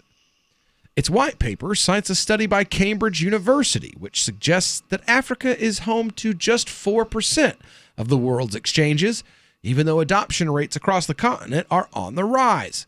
In time, QubitX hopes to be its user-friendly platform will lead to the development of a diverse cryptocurrency marketplace for buyers and sellers. I would just like to point out that Bitcoin Silver said exactly the same thing in their white paper. Exactly the same thing. There's all these places throughout the world that need cryptocurrency because they're the poor places, and we're going to get that to them without outlining any methodology they intend to use to actually do that. And then, of course, Bitcoin Silver took everyone's money and ran. But, right. But alarm bells do go off when I hear someone say, hey, we're going to raise a bunch of money to open exchanges in these countries that don't have exchanges, because that seems to be one of the best ways to facilitate a scam. Oh, it looks even worse. Forged relationship with banks and payment providers to ensure that a range of services can be offered through its platform, including remittance, bill payments, fund transfers, merchant services. And this is I guess that's a necessary evil. Looking down at the bottom, this is sponsored. You know, they go to Cointelegraph and they pay them to run an article that they wrote. Well, CryptoCheck is just going to have to look into these guys. Yeah. Can you share the link to the... I will. I'll get it over to you. Yeah, that's oof. Ew. I mean, it sounds... Yeah, right. It sounds like it's not a scam, sketchy. but it sounds like it's a terrible idea. It does. Let's see here. Ripple for Africa. Coinbase for Africa. Right. But I mean, I guess it is necessary that they be able to interact between their banks and cryptocurrency exchanges, at least in the beginning. I mean, otherwise, how are they going to get their first Bitcoins? Let's see here. Oh, parity. Evolves an interpolability and usability improve. Yeah, bull. Parity did something? Bull. Right. I use Parity. I don't ever update it. Because it's never running. Let me clarify that. You're not going to be able to hack into my Ethereum wallet because I don't update it. It's not updated because it's never on. Stablecoin. See, this is something I keep hearing about, but we haven't really gotten into. IBM has launched a new cryptocurrency called stablecoin, and it's supposed to fix the problems with volatility in the crypto markets. We like the volatility. That's why we have HODL hats. It's a dollar-pegged stablecoin project dubbed Stronghold. While the IT titan isn't new to the world of crypto, stablecoins have been attracting mainstream players lately and big league investors from the likes of Andreessen, Horowitz, and Peter Thiel. Don't we already have dollar tethers? Do we really need another? These are dollar tethers that were designed by IBM. So it comes with the boot on your neck. Well, they're an established... It's a feature, not a bug. They're an established company that has name recognition in America. And you mispronounced with no business being in cryptocurrency. Right. Well, they were a computer company. So, I mean, this is computer money. So, I mean... They were a computer company that never took IT security seriously. That's why when you bought an IBM computer from like 2002 to about 2015, when the American people finally had enough, it came preloaded with all kinds of crap that no one ever used, and that you had to pay an IT person like me $150 to come get rid of. Yeah. And of course we liked it, but it was terrible. No, we don't want our computers pre-installed with McAfee antivirus. We don't want any of this crap. I got my HP came with that, and the games and all this other stuff, and I'm like, I don't like. But your gaming PC was perfect. I know there was nothing pre-installed on it. Nothing except the default Windows crap that you have to use CCleaner to get rid of. Yeah, and that's it. Like Windows Mail and things like that. But they're not really bloaty. And they're not going to pop up, hey, would you like to subscribe to this? Would you like to register this? And like, no get game. Out of my way. It's got a DVD writer, but you still had to install software on it so that it would play discs. Well, that's because Windows Media Player won't include a DVD codec because it's technically illegal, I think, to decrypt DVDs to play them in something that isn't a DVD player. That's funny. I've not heard that, but I mean, I could be correct. Well, to rip a DVD, you do have to decode it, and I assume the same would be true of playing it. I'm not an expert on this particular subject, so let's... Tom's the one that would know. Before I say something stupid that is entirely incorrect. Anyway, so I guess it's because IBM has put it's an IBM product, basically. Big name investors are decided, well, it's a name I know, so it'd be like if Apple put out their own cryptocurrency. But if it's pegged to the dollar, what's the point in investing in it? Right. It's not like it's going to gain value.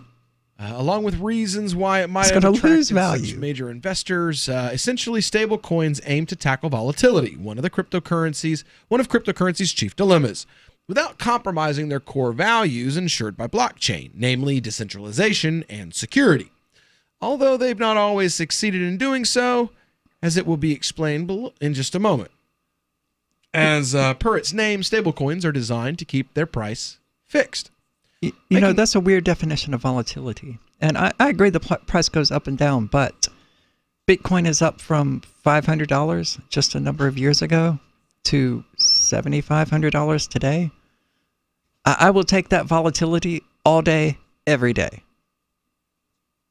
You give me a stable coin that just stays there, no thanks. But you give me one that's going to increase 35 times in value, yeah, I think we can work out something. Right. All right, well, when we get back here on the Call to Freedom, it'll be the second half of our crypto hour, so don't go anywhere. We'll be right back.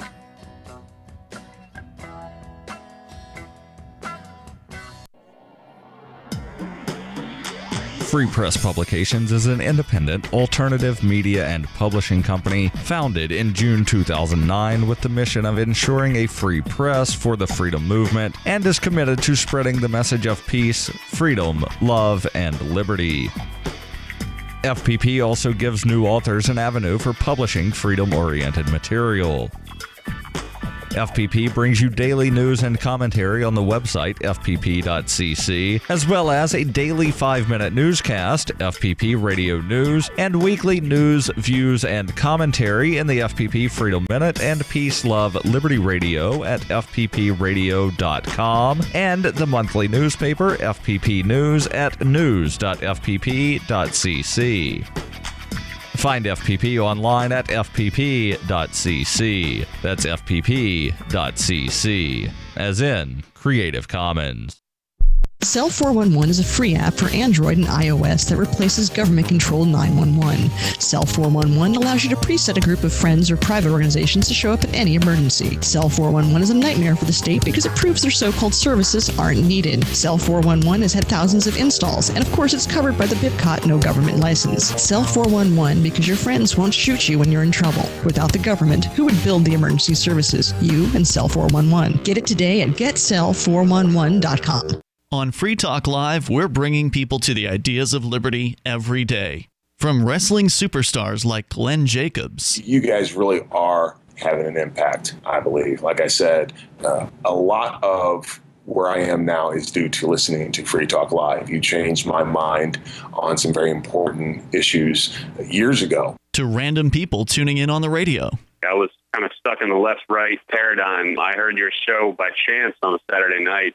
From there, I went on, joined the Free State Project, and become an amplifier. So, I mean, that's really the reason why I amp is because I know that if it wasn't for you guys being on as many stations as you are, I never would have found the ideas of liberty. Your amp will directly change more lives by getting Free Talk Live in front of people looking for talk radio online and on the air. When you amp Free Talk Live, you get perks like access to the AMP-only Facebook group and AMP podcast. Visit amp.freetalklive.com. Now that you've found the Liberty Radio Network at LRN.FM, you may want to help expose others to our great programs. To assist you in doing so, you'll find resources at promote.lrn.fm, including details on how to get a free bumper sticker, quarter-page flyers you can print out and distribute, banners for your website, as well as files that will allow you to make your own custom banners and graphics. Visit promote.lrn.fm and help bring new listeners to the Liberty Radio Network. That's promote.lrn.fm. The Free State Project has reached its goal of 20,000 liberty lovers who've pledged to move to New Hampshire and get active to achieve liberty in our lifetime. Perhaps you're trying to figure out what part of New Hampshire should be your destination. If so, consider Keene. You'll find more than 150 reasons to move to Keene at move.freekeene.com. Keene is famous for its historic, publicity-generating activism, as well as being the liberty media capital of the world. It's home to freekeene.com, New Hampshire's destination for liberty activism, news, and opinion. For years, we've been compiling over 150 reasons to move to Keene at move.freekeene.com, where you'll learn about some of what's happening here and what makes Keene a great place to live. If you love liberty, you'll probably enjoy anywhere you end up in the Shire. But do your due diligence first. Please visit move.freekeene.com for the full list of over 150 reasons to move to Keene. That's move.freekeene.com. You can sign up to receive the latest about the Liberty Radio Network via our email updates at updates.lrn.fm. That's updates.lrn.fm. You are listening to the Call to Freedom on LRN.FM. आप सुन रहे हैं स्वतंत्रता की पुकार सिर्फ और सिर्फ LRN.FM पे।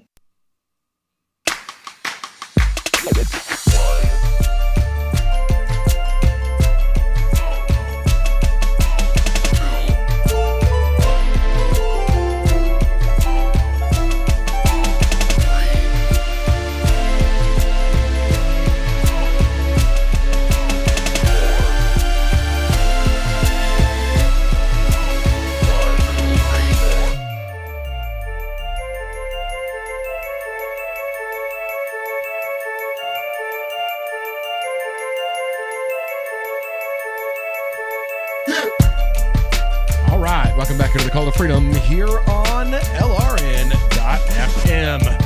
Broadcasting live from the Zencast studio here in beautiful Keene, New Hampshire.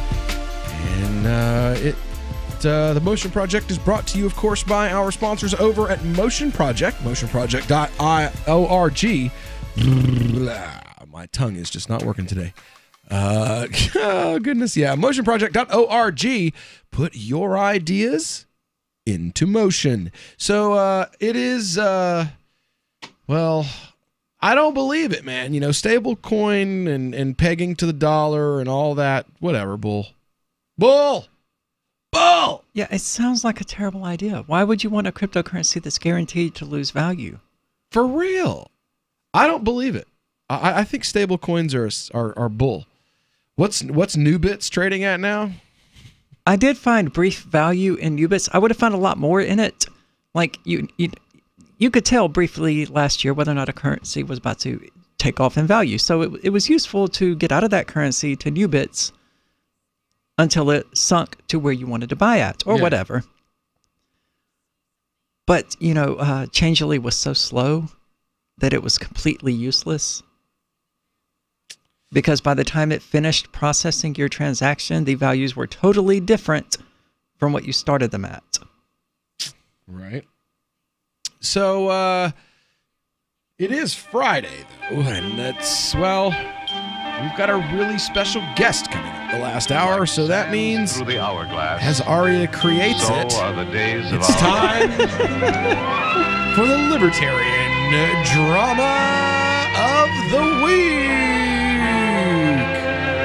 That's right, the Libertarian Drama of the Week.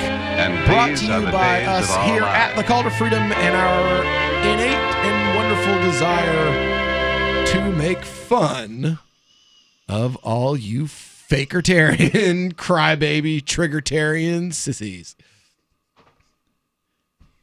What is it? What was it? That Bernie Mac said, "Here, sissy." I don't know. They're all sissies, man. Big crybaby. Wah, wah, wah. Oh, my goodness. Well, let's see what's going on this week over there, Aria. I think you've stirred up some drama, haven't you? Oh, I did, with a really simple question. I did, in fact, see one of my friends burning his Libertarian Party membership card. There was no answer as to why, but it had received a large number of likes, so I assumed we were watching something going down. So I decided to ask on Facebook, why are people burning their LP membership cards? And apparently we're the devil for saying that we want nothing more to do with this cesspool, this burning trash heap that is the Libertarian Party. To the extent that Will is being asked what he did, get this, Will, who ran for VP in 2016, is being asked what he did to mobilize people against Bill Weld. He ran against the guy. I dropped out of the race and endorsed my opponent in order to give him what I thought would be just enough to get over the top and defeat Bill, and Bill still got him by 3%. 13 votes, man. 13 votes. That's how much Bill Weld was able to win by. And that was by delegate stacking. You know, everybody pretty much that wasn't a hardcore Johnsonite now acknowledges that there was some dirty stuff going on. The Johnson campaign basically bought the Illinois delegation and part of the Michigan delegation. You had the delegation from Michigan that went with open seats purposefully. And then 3 members of their state had to be sat with Pennsylvania because people who wanted to be delegates in Michigan were refused the ability to be delegates, and empty seats were taken. Oh yeah, and by the way, Gary Johnson's cousin was the secretary at the state of Michigan at the time. That kind of like dirty dealing got Gary his nomination, got Bill his nomination, and some people are acknowledging like that's what's going to happen. It's Bill's got the big dollars behind him, so that's why I've been pushing the burn it to the ground movement, is because if there's nothing worth running on, Bill will leave. If he can't whore us out for donations because he can't get people to give to him because we'll while the hell out, then he'll leave. When it's no longer profitable for him to bend us over and whore us out, when pimping us is no more fun for him. Well, didn't they use the 2016 election to cover their debts from previous campaigns and previous actions? only a certain amount of it, I was told, went to cover Gary's debt. Yeah. You know, Gary's not in debt anymore. He was in debt before, and he's not now. By millions, it's worth mentioning. It was millions of dollars of debt that he had. So, I mean, you know, but could have happened. I wonder how much they got for endorsing Hillary, which that's always libertarian drama because so many people just don't seem to understand that you can endorse someone without saying the magic word endorse. Actually, vouch and endorse are synonyms if you look in a thesaurus. So, yeah. Interesting. It's the same. I mean, even if they're not. It's English! Do you speak it? Yeah, to get up there on social media or on the television or wherever and act like what Weld said about Hillary does not count as an endorsement is so intellectually dishonest that nothing more you say has any value. There's an interview where he straight up says that he's not running for office anymore, that he is trying to get Hillary elected to block Trump. Seriously, there's an article. And that's why the Russians didn't give him money. That's right. It's because they knew he was already knew. Oh, Hillary's already paid him off. Yep. So they, you notice that. Remember that, right? Libertarians. The Russians went to Trump. The Russians went to Jill Stein. The Russians went to Bernie Sanders. Where did the Russians not go? Johnson Weld. And it's not because... it's not because they were principled and would send them away. They're principled libertarians who would never do something like... No, it's because Weld and the Clintons are butt buddies, and they knew that Weld was already in the Clinton back pocket. Like a good pocket bitch is supposed to be. Yep. So, and now Weld has officially announced his candidacy. Reason.com jerking him off as much as that. Boy, Nick, I've never seen anybody jerk off, mental masturbate like Nick Gillespie does for Johnson and Weld. Nick Gillespie is like... But Johnson is so obviously a con artist. One of the worst... I have to... Gillespie is one of the worst things to ever happen to the libertarian movement. The magazine is great. I don't know, man. But he is hardcore stated, loving some retread here. Same thing with Johnson. He was like, more Johnson. Just give me the Johnson. 10 inches, 12 inches, whatever you can fit up in him. That's what how much Johnson Nick Gillespie wanted. And to me, it's... I mean, there's nothing more libertarian than that, I guess, but not in that context. I can play you part of the interview. As a matter of fact, I think I will. I'm going to play part of the Dave Smith interview because he was just fanboying over Dave Smith. And then Dave said, Dave committed heresy. Oh, no. Because that's what it's become. It's religion now. And he spoke against the grand religion of Johnson and Weld. He committed heresy. And you could hear and see immediately in Nick, they're like, okay, now I hate you. We'll be back with more libertarian drama after this. We've all heard about blockchain assets like Dogecoin, Ether, and Ripple. Bitcoin isn't the only player in the blockchain game any longer. And for those of us wondering how to get our hands on these digital assets, finally, there's a solution. Shapeshift.io allows you to buy and sell between your digital assets and Bitcoin instantly between your own digital wallets. I've used it with ease. Shapeshift.io. There's no account or email address needed. You send them the crypto you want to sell. They send back the crypto you want to buy. It's that easy. Shapeshift.io. This is Michael Dean from the Freedom Fiends. I've run websites since 1996 and have used over a dozen web hosts in that time. AgristHosting.com is the only one that hasn't broken my heart. Agrist Hosting's uptime and service is stellar, and their DDoS mitigation is the best I've seen. That's important because if you tell the truth in this world, you'll ruffle feathers. And some people will try dirty tricks to silence your voice. No matter what the haters hit us with, Agrist Hosting keeps our websites online. If you have a mission-critical commercial presence or a world-changing activism site, you cannot tolerate any skullduggery. So go with agrishosting.com. Have a WordPress or blog site, but you're not satisfied with performance or uptime? Or just want raw hosting? Want to pay with Bitcoin? Agris Hosting specializes in high-performance hosting with personalized service. Go to agrishosting.com and click on the button that says Get Hosted. That's agrishosting.com. LRN.FM is proud to announce our official listening apps for Android and iOS devices. Now you can easily tune into our streams anywhere, anytime on your smartphone or tablet. Just visit apps.lrn.fm or search for LRN.FM in the Android or Apple app stores. Please download, rate us 5 stars, then share the link on your social media and let your friends and family know how you're listening to LRN.FM. Download it now, free at apps.lrn.fm.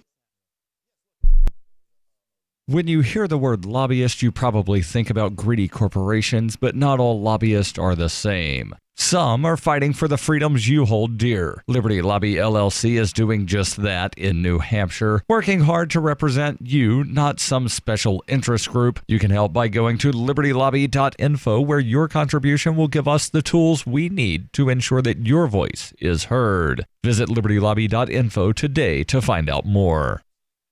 There are lots of ways to listen to Free Talk Live. Our podcast has been around since podcasts began, and now the FTL feed is loaded with content besides our full show archives. Did you know that we make it easy for you to customize your podcast subscriptions? We have different feeds, one that includes only our full shows, one with just the Daily Digest, and one with just the Edgington Post. You decide what you listen to. It's quick and easy to customize your feeds at feeds.freetalklive.com. That's feeds.freetalklive.com. Is spreading the message of liberty, cryptocurrency, and peace around the globe worth $2 per month to you? As you may already know, in addition to our internet feed, LRN.FM broadcasts on free-to-air satellite across North and Central America, as well as Sub-Saharan Africa. And we've been available on satellite for free 24/7 since 2010. The LRN.FM free-to-air satellite signal is reaching some of the most oppressive regimes in the world, and there's no doubt our ideas are making an impact. You can learn more about the channel's impact by watching the 3-minute video at fund.lrn.fm. If you'd like to help free minds globally with our ideas of liberty, cryptocurrency, and peace, you can donate as little as $2 per month via fund.lrn.fm.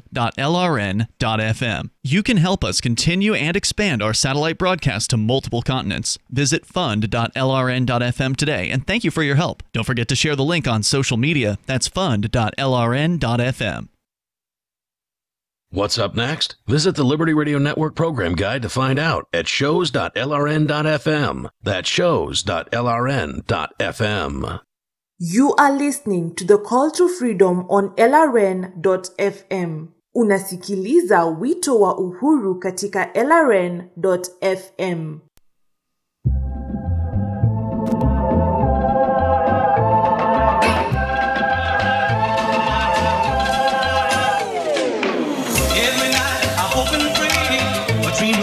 Come my way, girl, hold in my arms and know the magic of her charms. 'Cause I want, girl, to call my own.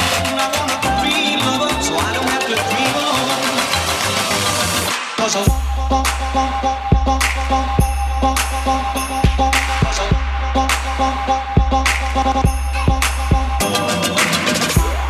All right, welcome back into the Call to Freedom here on LRN.FM. Broadcasting live from our Zencast studio here in beautiful Keene, New Hampshire. It is the final segment of what normally would be our Crypto Hour, brought to you by themotionproject.org. But we've got a very special guest who's going to be on with us around 6 o'clock. So we moved our Libertarian Drama of the Week on Friday up to about halfway through the Crypto Hour. It's really not a lot of news in the crypto space going on anyway. You know, India's still arguing about whether or not to lift the ban. Congress is still showing us how stupid they are and how little they know about the technology. And scammers are still scamming people. I mean, you know, that's really basically it.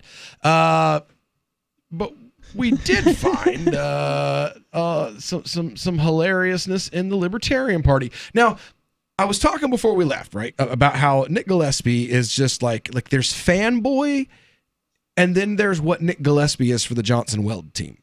You know, like, I'm fairly sure Nick is making a a ton of money off of this, evidently, because I've never seen anyone like I want all 9 inches in both the balls. You know, like he is just on his knees, like trap door, hinged jaw.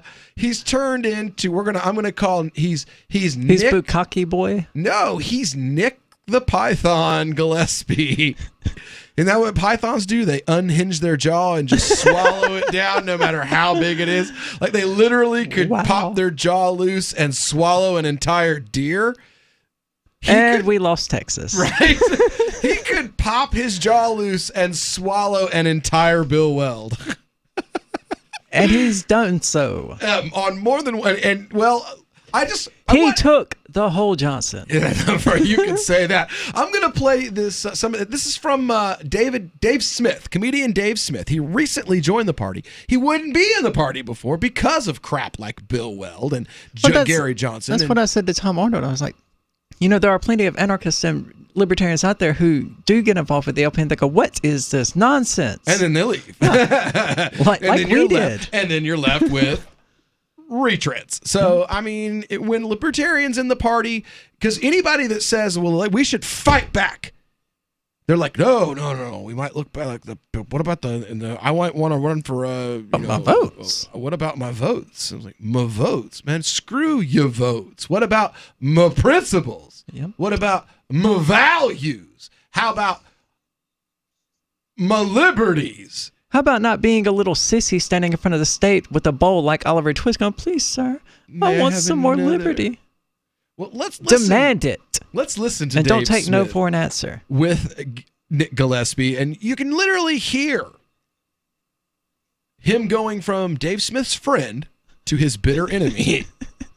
Make it clear that I'm not a Nazi, which is like the most obvious thing ever. I'm a Jew preaching for individual rights who hates the state. What's less Nazi than that? But it's like I have to condemn the alt-right because they've said mean words. Meanwhile, our party can run like a guy who supported the war in Iraq as their VP, who opened the campaign supporting Kasich, you know, who's like a war hawk, and then we can have a guy who's saying Jews have to bake Nazi cakes as our nominee, and these people who aren't outraged about that are like outraged that someone said no words.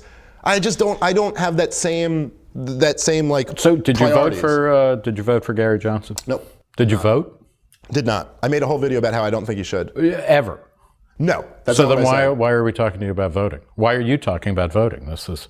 Well, because it's a pretty big You might as well thing. be talking to me about having sex. I mean, it's like, you know, if we're just going to talk about stuff that's not happening. Well, no, because no matter whether I vote or not, the winner of that election does rule over me. So it's relevant. So you're happy then that at least 2 of 3 candidates that you disliked lost.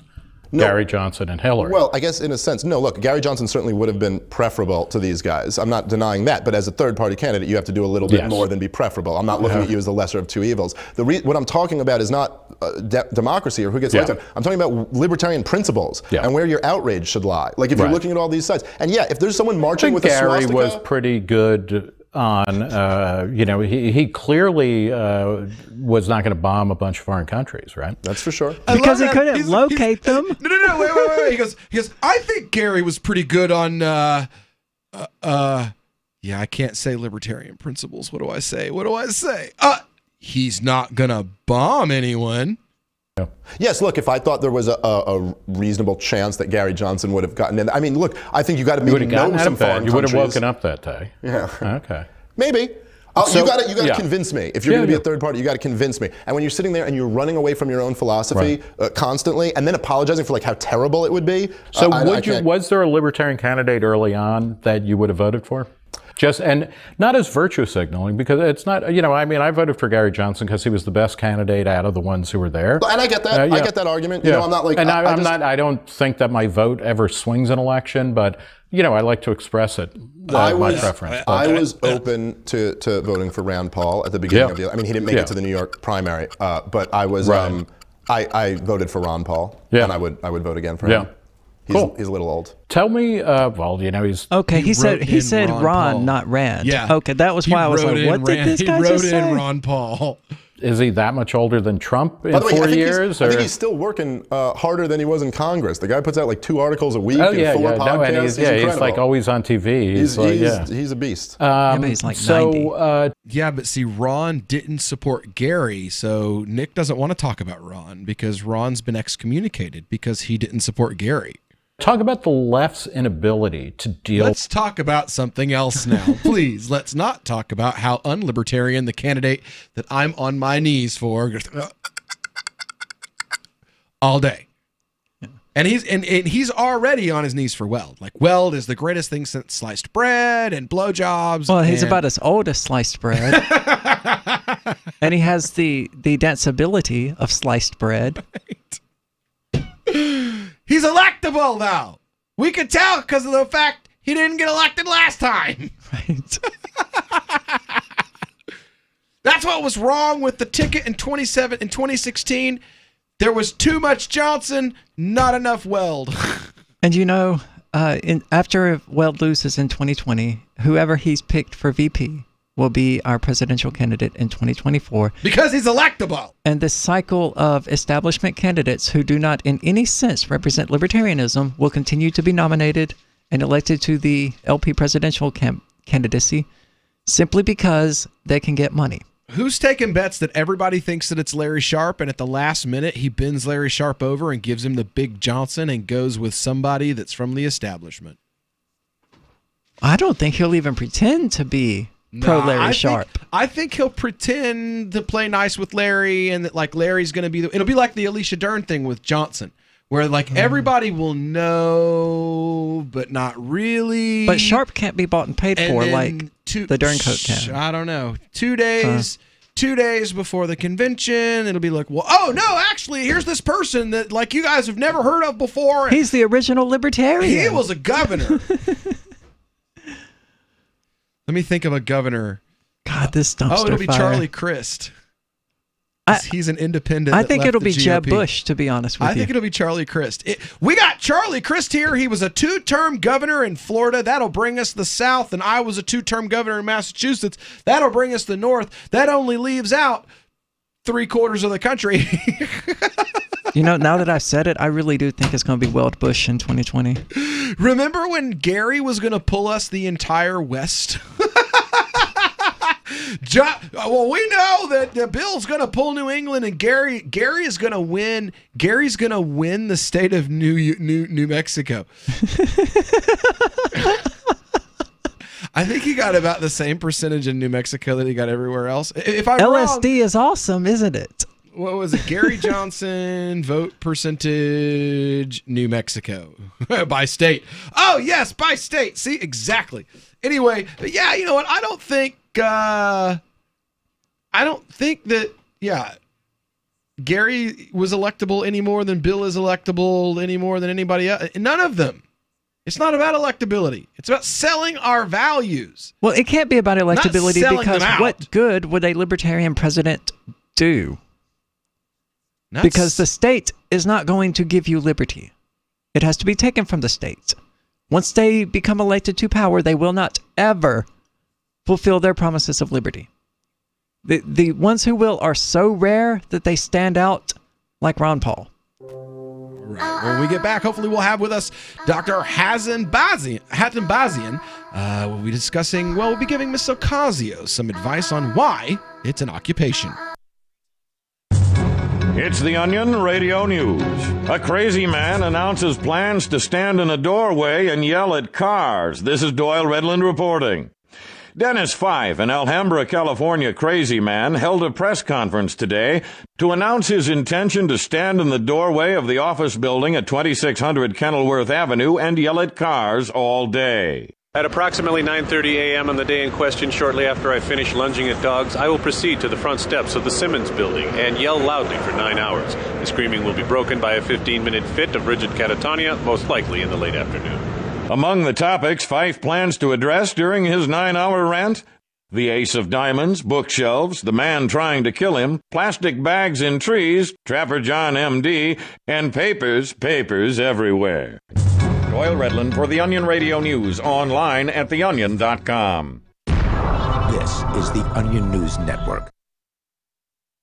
LRN.FM now has a Discord. Discord is a free text and voice chat platform, and we now have our own server with a bunch of channels at discord.lrn.fm. You can join other listeners as they chat about various things during our live shows, or anytime, day or night.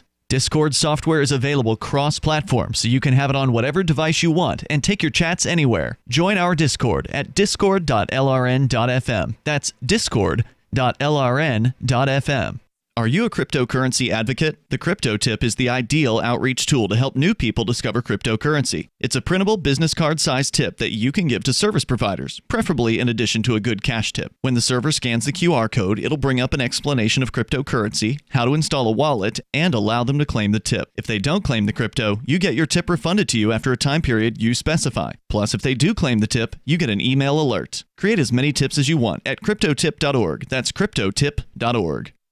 More of the Call to Freedom is coming up next, live after the news on the Liberty Radio Network at LRN.FM. From Keene in the Shire, the Liberty Media capital of the world, this is Daryl W. Perry, host of FPP Radio News for Friday, July 20th, 2018. Silver is trading at $15.34 per ounce. Gold is valued at $1,224 per ounce. Zencash is trading at $29, and the average price of Bitcoin is $7,452. Antiwar.com reports just days after the successful summit between Presidents Trump and Putin, Russia has announced tests of a range of weapon systems. On Thursday, the Defense Ministry said tests are planned for laser systems, nuclear-capable cruise missiles, and an underwater drone. These are the same weapons Russia unveiled plans for back in March, their next generation of conventional and nuclear arms. Russian officials have branded them super weapons and have said they are designed to totally circumvent U.S. missile defenses to maintain a balance of power. Russian officials say that the tests are practice on the use of the high-powered Peresvet laser and the Poseidon underwater drone, along with a switch to the flight trials at Sarmat missile complex. Russian officials have said the cruise missiles being developed are nuclear-capable missiles with unlimited range. They have said these missiles will be beyond the capacity of any U.S. systems to intercept, which is likely not difficult given the limited success U.S. missile defense actually has. In 2115 New England, there are no borders, no states, and no regulations, yet never has a more peaceful and prosperous place existed. But Mr. Drake's security company has seen better days. Faced with the prospect of waning power, Mr. Drake intends to replace the anarchy of New England with a government. But at what cost? Will anybody care? And can anyone stop him? Anarchy in New England by Joe Jarvis is available from Amazon.com and all major bookstores.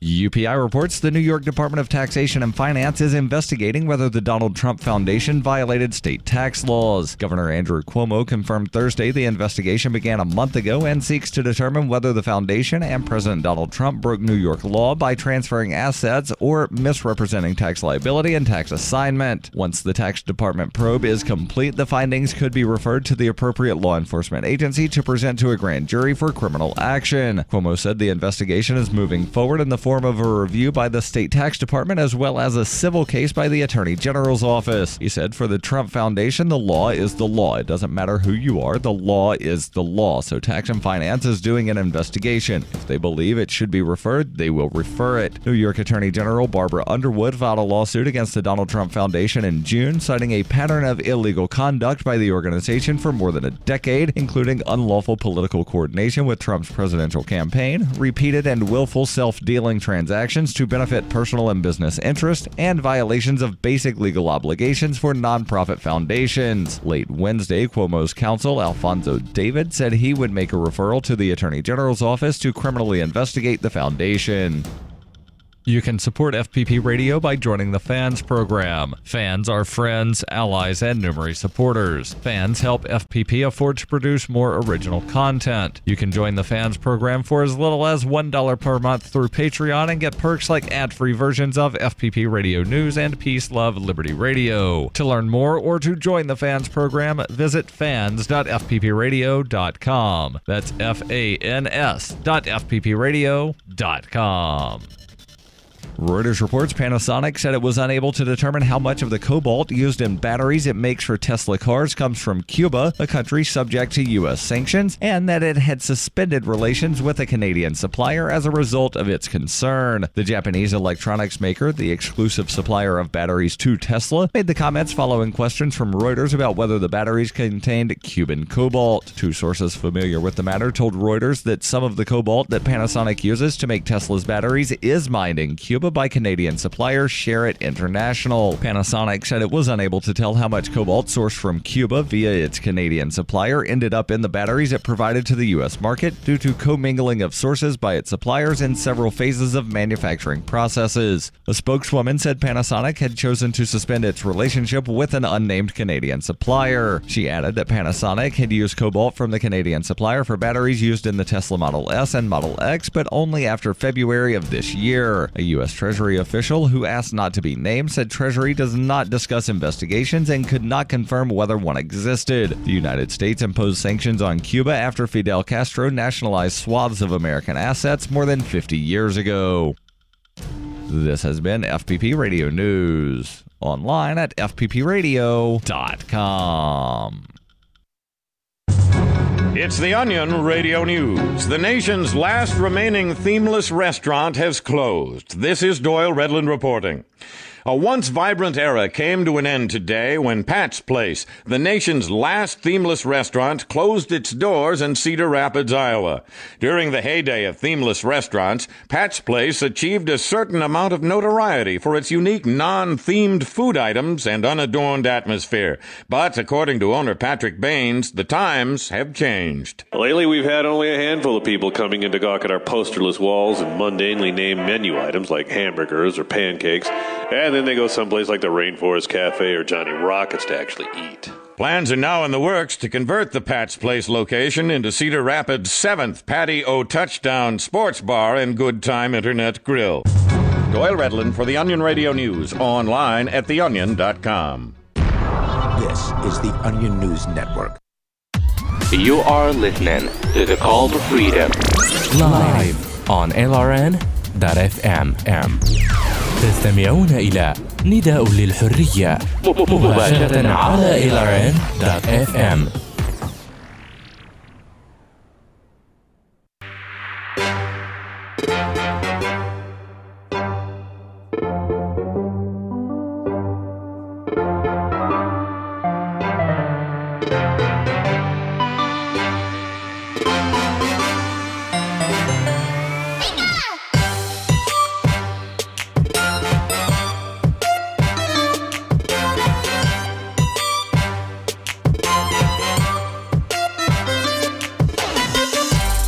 Welcome back into the Call to Freedom here on LRN.FM.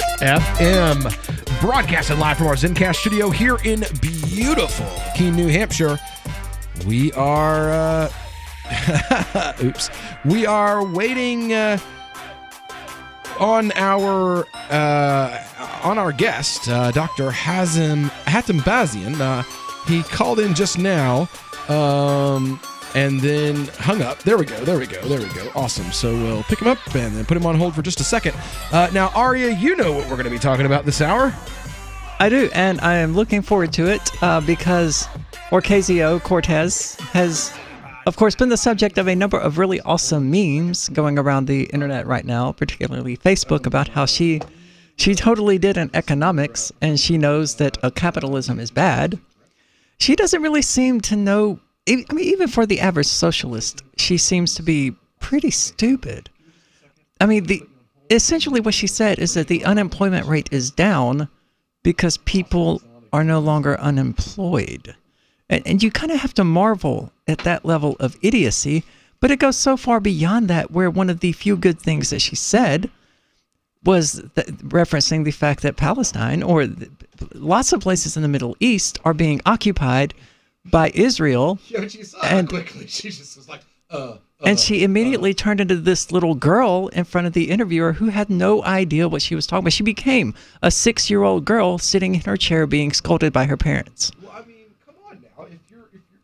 come on now. If you're going to take that position, if you're going to say, if you're going to call the killing in Gaza a massacre, which it was, but if you're going to do that, you need to have the ability when you get confronted by an interviewer, by a reporter, to be able to back that up. And, you know, I've seen some pretty big names in the Muslim community. One Palestinian, quote unquote, Palestinian activist, Hijabi, who shall remain nameless, talking about, you know, her major support of Ocasio-Cortez. Okay, well, if you support her so much, how on earth could you allow her to go on national TV, on PBS, totally unprepared, because you knew if she says something, she's off the quote-unquote script on Israel. She's not saying what you're supposed to say. So since she's off script, you know she's going to get challenged, and you allowed her to walk in there. I mean, I supported libertarians, but I didn't support Gary Johnson. But I still tried to coach him on Middle Eastern policy. I spent 3 hours on the phone with Johnson the 2 days before the What is Aleppo incident, and then called him on the phone an hour and a half after the interview. Was like, "What on earth did you do?" And he's like, "Well, I panicked. I was afraid to use the words that you told me, and you know the stuff that you were talking about. I just went with what Bill Weld's, you know, hired hand foreign policy council on foreign relations guy told me, which was nothing at all." So, I mean, you've got candidates that sometimes are willing to make these stands, but they don't have the ability. So we decided here at Call to Freedom, we've spent most of this week actually saying, you know what? There is an occupation going on in Palestine, and here's why it's an occupation. And I've wanted to get this imam, this professor that's coming on with us next. I've been wanting to get him on the show for quite a while. I actually started trying to contact him through Twitter, I believe it is, years ago, when we used to be a fringe show Sunday nights, 10 o'clock at night. You remember those days, Aria? Well, we were finally able to get in touch with him a few weeks ago, and I wanted to make sure, because, you know, I mean, we've literally dedicated at least a half an hour to an hour of the show every day this week since Monday, when we called Ocasio-Cortez out, like, "Oh, you're the revolutionary of the people." Not when it comes to Israel. Never mind. You fail. You lose. The revolution that never was. Yeah, she turned into a establishment candidate pretty quickly. That quick, as soon as she was challenged on this issue. So I wanted to bring, I see, you know, this gentleman talking about this issue on social media, going and giving lectures on this issue, talking on Twitter about this issue. So I wanted the opportunity to bring him on because, you know, he really has a good grasp of the situation on the ground even. Over there, we've got with us, he is a professor at Zaytuna College and at UC Berkeley. We have with us, it's Professor Hatem Bazian. Assalamu alaikum, Professor. How are you? Wa alaikum salam. I'm doing very well. How about yourself? Alhamdulillah, alhamdulillah. It's been a pretty good day. It's a beautiful day here in New Hampshire. We're really glad and honored to have you on the show with us today. It's a pleasure. It's a pleasure, and thank you for having me. Such a timely discussion, and important for us to dig deeper into all the obfuscation that takes place around Palestine. Now, recently there was a new bill that was passed in the Israeli Knesset that basically institutionalized the concept of an ethno-nationalist state in Israel. Could you tell us a little bit about that? The bill essentially codifies into law that Israel as a state is the exclusive preview of the Jewish people, in that sense that only the Jewish part of the state can exercise or have the right to exercise self-determination. And this has many layers to it. One is that Israel has defined itself not to be a state of its citizens, but a state that belongs to a segment of the population inside the country, but also belongs to all members of the community that are identified to be Jews or identify themselves with the state of Israel, which would be a very unique and non-existent classification, where a state that has a population that is right now about 22 to 24% of the population in Israel, again, this is 1948, is Palestinian, both Christians and Muslims, are not actually to enjoy the full preview of self-determination. They can enjoy civil rights as accorded to them by the majoritarian aspect of the state, but that those civil rights do not extend to political rights. And I think in here it's a confusion, because when we speak civil rights in the United States, we assume that it is an articulation of the powers or the rights that are enshrined in the Constitution. But in Israel, there is no Constitution. There is no Bill of Rights. There is actually what's called a set of basic laws that are regulated by the Knesset. So this new law that enshrines self-determination to one ethno-religious group to the exclusion of others, basically, using the word, trumps the notion of civil rights, because it does not mean in the same sense the civil rights that we have, or it's articulated here in the United States, weak as they may be, still that there is such thing as a constitution, there is a Bill of Rights, and so on, that is in here using the word that might be similar, civil rights, but in essence it's emptied and it's a vacant articulation of what it is to be understood with that. All right, so we're joined right now by Hatem Bazian of Zaytuna College in UC Berkeley. We're discussing the Israeli-Palestinian conflict and the Israeli occupation of Palestine. If you've got questions, give us a call, 603-283-6160, or you can hit us on our Discord line at discord.lrn.fm, or you can also hit us on Skype at our lrn.fm studio line. We'll be right back with Hatem Bazian in just a moment. Are you sick of government lackeys who say you didn't build that? Are you tired of elitists who think you need a government permission slip for everything? Everything you do is an A to B conversation, and the government should see their way out of it. Create true free markets by adopting the BIPCOT No Government License. The BIPCOT NoGov license allows use or modification of any product, service, or software except by governments or government agents. Go to BIPCOT.org. That's Bravo, India, Papa, Charlie, Oscar, Tango.org. Since time began, tyrants have taken aim at personal liberties. Now there's a movie that aims back. The government has no more right to tell us what to put in our bodies than they have to take our guns or tell us what books we can read. 6 drug police were eaten by bears while raiding a marijuana farm. On your knees, you dirty hippies! Jesus. On your knees! What's the problem, officer? Today, many cops who enforce pot laws do so only because it provides them with cushy jobs, good benefits, and a chance to push people around. I was an undercover narcotics officer. The drug war is nothing but a farce. The Second Amendment says you gotta keep you and your get intact. Guns and Weed, The Road to Freedom. A film by Michael W. Dean and Nima Vadadi. DVD available now at gunsandweed.com or on Amazon.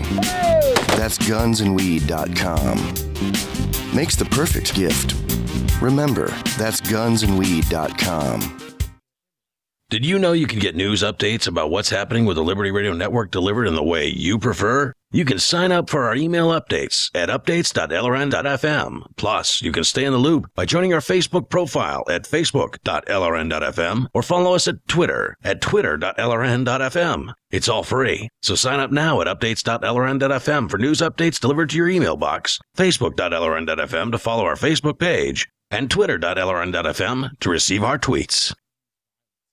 Radio is the most personal of mediums. I exist right now in your head. If you listen to Free Talk Live regularly, you know me. Free Talk Live is on more than 160 radio stations around the U.S. and has been downloaded on every continent around the world. Hundreds of thousands of listeners with ad packages from $600 a month to $6,000 a month. Imagine what we can do for your business, project, website, or idea, email me, mark@freetalklive.com.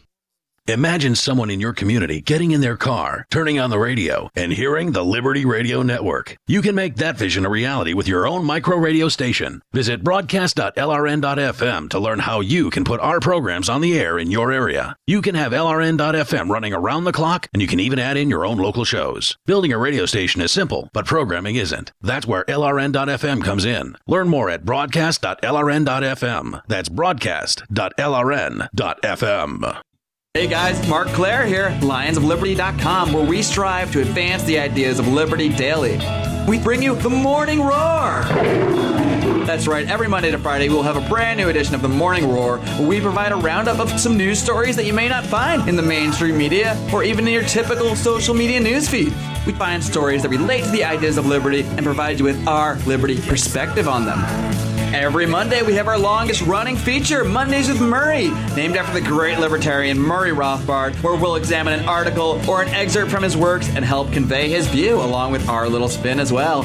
We wrap it all up every Friday with Felony Friday, where our own John Odermatt goes out and takes a look at some sort of felony. There's felonies committed every day, you know, whether it's a felony committed by the police, a politician, or even an average citizen. You can find all of this and so much more over at lionsofliberty.com. Advancing the ideas of liberty daily.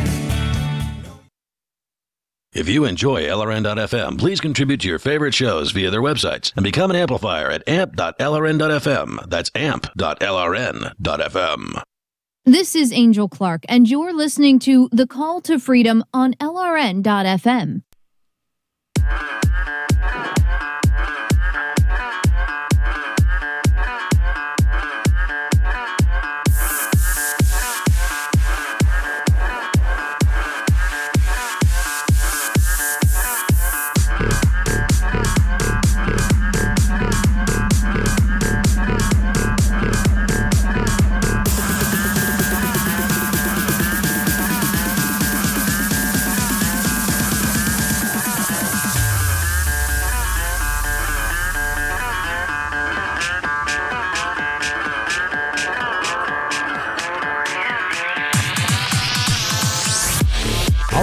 Back into the Call to Freedom here on LRN.FM.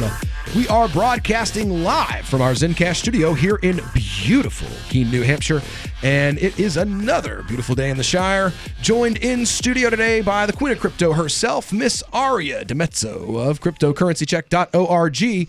And while we're continuing our theme here on the show this week after Monday, the question was asked on a PBS interview of the newest darling of the left, Ocasio-Cortez.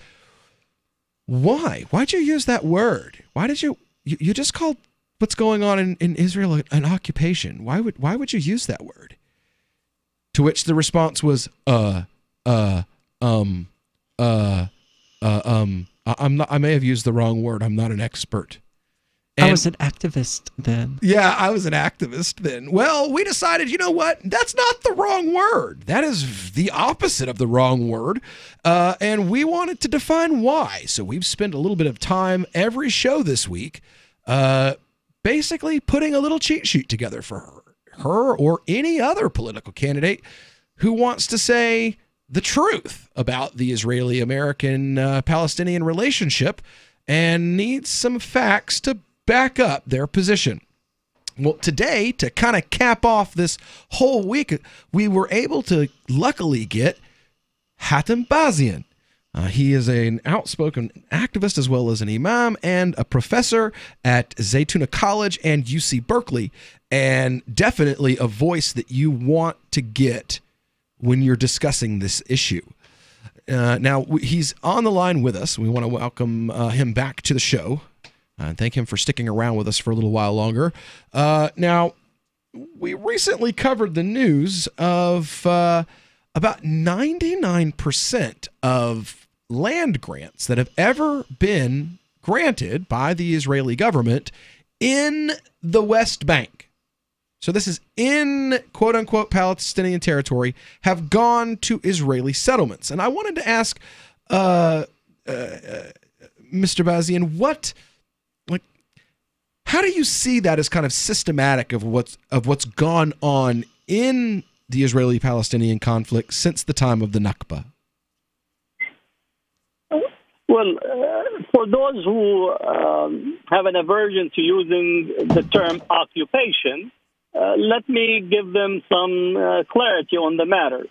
The standing U.S. law, up to this point, understands and considers the West Bank to be an occupied territory. Maybe around circles of AIPAC, and those who have AIPAC speak don't understand this, but this is standing U.S. policy of having the West Bank being an occupied land. The European Union and the European Parliament position is that the West Bank is an occupied territory. The United Nations also considers the West Bank an occupied territory. So unless you actually prescribe to Israel and AIPAC speak, where Israel, as early as the post-1967 and early 70s, labeled the occupied territories to be disputed territories, and as such began the process, slow initially, but more systematically, of moving its own civilian population to the West Bank and building settlements, which also is in contravention to the Fourth Geneva Convention, which actually says that an occupying power moving its civilian population to an occupied territory is in contravention to the articles of the Fourth Geneva Convention. The United States is a signatory to the Fourth Geneva Convention. So what we're finding again is that Israel has been able to move close to 600,000 settlers inside the West Bank, confiscating land illegally, taking water resources, disrupting normative patterns of growth for the Palestinians. And therefore, you could see that not only that the land grant going 99.5% to the settlers, but Palestinians inside the occupied territories have no right to dig for their water wells, even their own water. They are not allowed to do so. Their phone system, meaning using their airspace, for example, in many parts of the United States, you have a phone company that actually puts cell towers and so on in order for them to have communication. Palestinians are not allowed. The airspace is actually controlled by Israel. So in this sense, the way for us to identify and relate to Palestine and Palestinians are experiencing a settler colonial project that is centered on taking land and expelling and moving the Palestinians out. It began much earlier than 1967. The Nakba is one of those elements that caused the expulsion, forceful expulsion of close to 750,000 Palestinians. We have 1967 that experienced another process of expulsion and removal of Palestinians. And now we have a silent ethnic cleansing that has taken place inside the West Bank by a variety of mechanisms, including building settlements, confiscating of land, making Palestinian life a living hell, building and putting almost 560 checkpoints to strangle Palestinian normal patterns of those life checkpoints, and existence. Mr. Bazian, those checkpoints, some of them are actually within Palestinian territory. They're not just like, we'll let you in, let you out. No, all the 560 checkpoints are inside Palestinian territory in the West Bank. So, meaning that you're in Maine, Massachusetts, right in the middle of the town. Let's say somebody comes and set up a checkpoint, and therefore you can't move from your high school to your home. You have to go through a checkpoint. So some Palestinians actually get up sometimes as early as 1 o'clock in the morning in order to make it to the checkpoint, in order to actually go through it to reach their school or their work by 8 a.m. in the morning. So in that sense, you have a settler colonial occupation that is intended to take the land, maximum land, with minimum population. Again, you could compare it to the South Africa period, where the South Africa white regime pushed black South Africans into these homeland in order to take and confiscate the best parts of the land to be reserved for the white Afrikaners at the time. So this is what the Palestinians are experiencing inside the West Bank, inside the occupied territories. And then now we have in Israel itself, Palestinians are essentially, I don't think they're only second-class citizens. We'll get into that when we get right back here on the Call to Freedom. Why did you move to the Shire? I moved here to the Shire because there's other people around who take liberty just as seriously as I do. I moved to the Shire because I saw videos of people challenging authority and thought that I could get support myself. It called to me, like, do this right now. I wanted to be around people like me who got it. And once I got here, I knew there was nowhere else that I wanted to be. I've always wanted to change the world. So I moved to the Shire to join people who were actually working towards doing the same thing. The people here are awesome, loving, and positive. It was for the adventure and for the feeling of something important is happening here. And I just wanted to come to sort of be part of that. Visit ShireSociety.com to read and sign the Shire Society Declaration and learn the reasons why, if you love liberty, you should immigrate to the Shire. Plus, add yourself to the Shire map at ShireSociety.com. That's ShireSociety.com. This Your Family Today tip is brought to you by Nesquik. Try Nesquik 4-packs, perfect for lunches and great for kids on the go. Look for it in the juice aisle.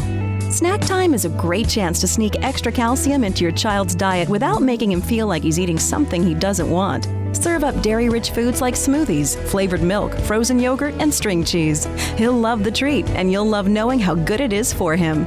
For more tips like these, visit us at parenthood.com/yourfamilytoday. So the protection of life, liberty, and property is what the Free State Project is all about. But it's an effort to move 20,000 people who understand. It's about demonstrating to the entire country that, yeah, we can have a free market, a truly free market. Making it just a freer, great place to live.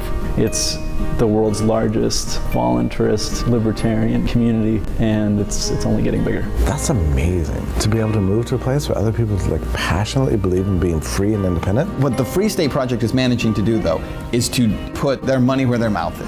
Physically getting up across the country and saying, let's go someplace and let's demonstrate the power of these ideas. There's a lot of kind of philosophy that surrounds liberty. There's a lot of thinking about it and talking about it. But here in New Hampshire, people are doing it. 101 Reasons Liberty Lives in New Hampshire, a documentary by Free State Project Early Movers. Watch it free at 101reasonsfilm.com. 101reasonsfilm.com. The three most important things you can do for LRN.FM are: 1. Let your friends know you're listening to LRN.FM on your social networking profile. 2. Buy the things you buy online through shop.lrn.fm. 3. Give $5 a month to the AMP program at amp.lrn.fm. It's my firm belief that the AMP program is the best use of your charitable dollar among liberty-oriented groups. Support all your favorite organizations, but make sure you give $5 a month to the AMP program at amp.lrn.fm. Email is easy, instant, and free, and that can be real embarrassing. Email lacks the eye contact and body language you get in face-to-face conversation, or the tone of voice and other nuance you hear in a telephone conversation. Email is just words, often few words. We're all smothering in spam, so we often reply in terse fashion that's easy to misunderstand. And email doesn't cost you a postage stamp, and it lacks the deliberation time it'd take to walk to the snail mail box. So it's easy to succumb to the "oh yeah" stimulus response trap. When in doubt, don't snap back at snippy messages you get. You may have mistaken the sender's intent. And unless you're sending AOL to AOL, there's no unsend. For more tips on critical communication skills for the way things are now, hit survivalspeech.com. I'm Holland Cook.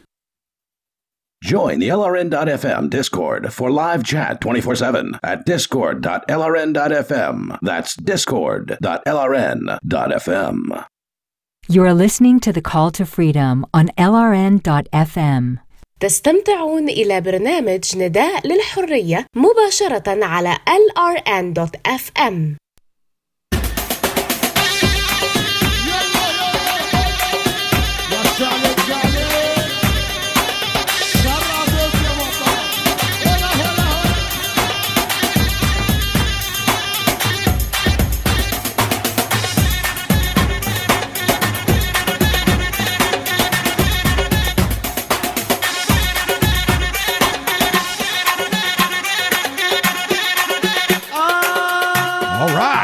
into the Call to Freedom here on LRN.FM.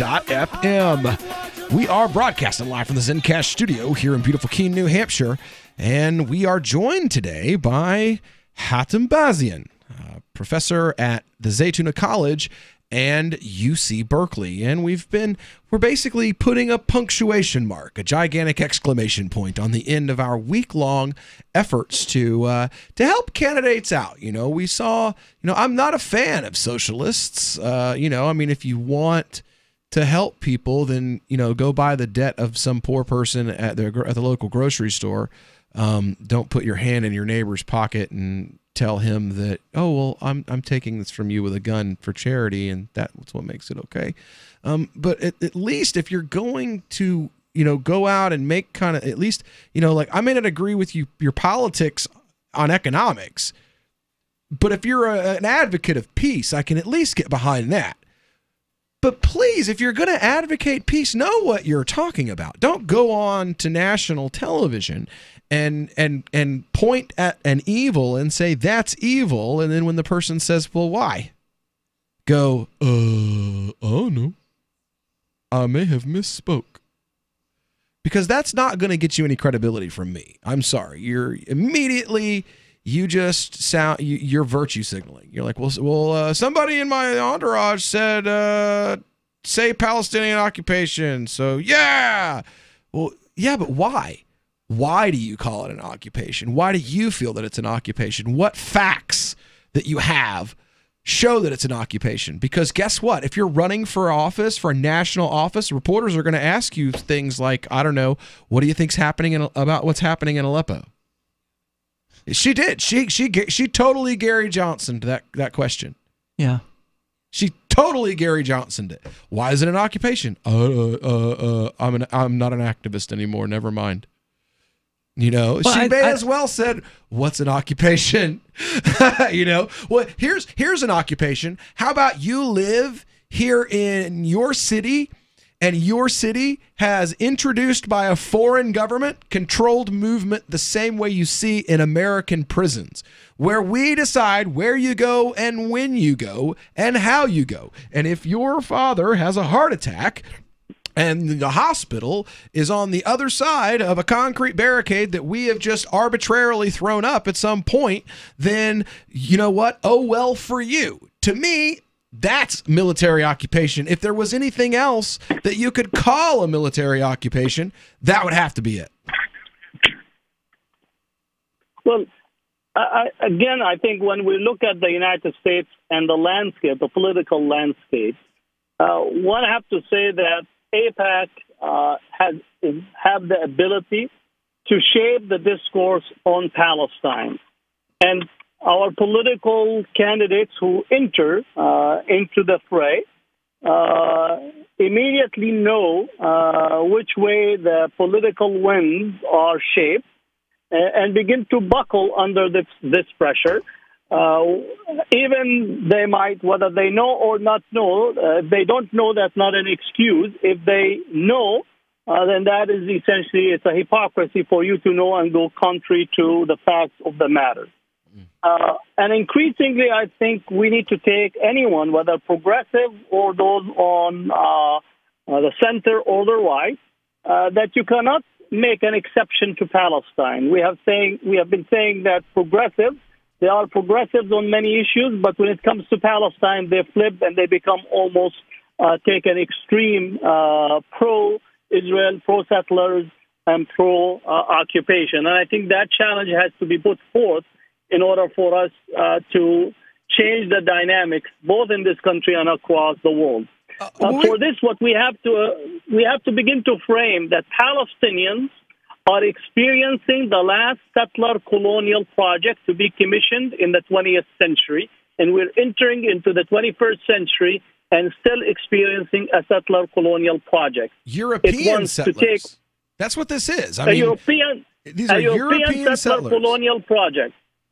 And in this sense, it is beginning to both have a settler colonial project as well as an apartheid structure simultaneously, which is, again, is an aspect that we see in South South Africa, and I would argue that we saw it here in the United States with the native population in this sense. So it's all centered on control, on taking over land, dominating resources, and unleashing constant violence on the occupied and the colonized population. And that's, I think, what we're experiencing on Palestine. And anyone that does not want to recognize what is taking place, my recommendation for them is for them to go into a 12-step program of decolonial understanding of what is taking place, because that's the reality of what is occurring. Yeah, when I first became Muslim, the very first thing that I guess really I got involved with was the cast lead bombing in Gaza. And that was kind of what woke me up to the whole duplicity of politics and how, George Bush, we expected, as a Muslim, I expected George Bush to not care about Muslims being slaughtered by the thousands. But Obama sat there and said nothing. And when challenged about it, was like, it's not really my place. No, I'm sorry, it is. And that was what clued me in. That was kind of that moment of clarity where I was like, man, none of them are any better than the others. They're, regardless of the letter next to their name, when it comes to this issue, when it comes to dead Muslim children, they're the same. Obama will drop 20,000 tons of bombs on Trump. I don't think it's only relative to only Muslims, because I think the U.S. Policy of militarism, materialism, and racism have reared its ugly head in many places, domestically and internationally. Just think of the policies in Latin America, in El Salvador, in Nicaragua, in Chile.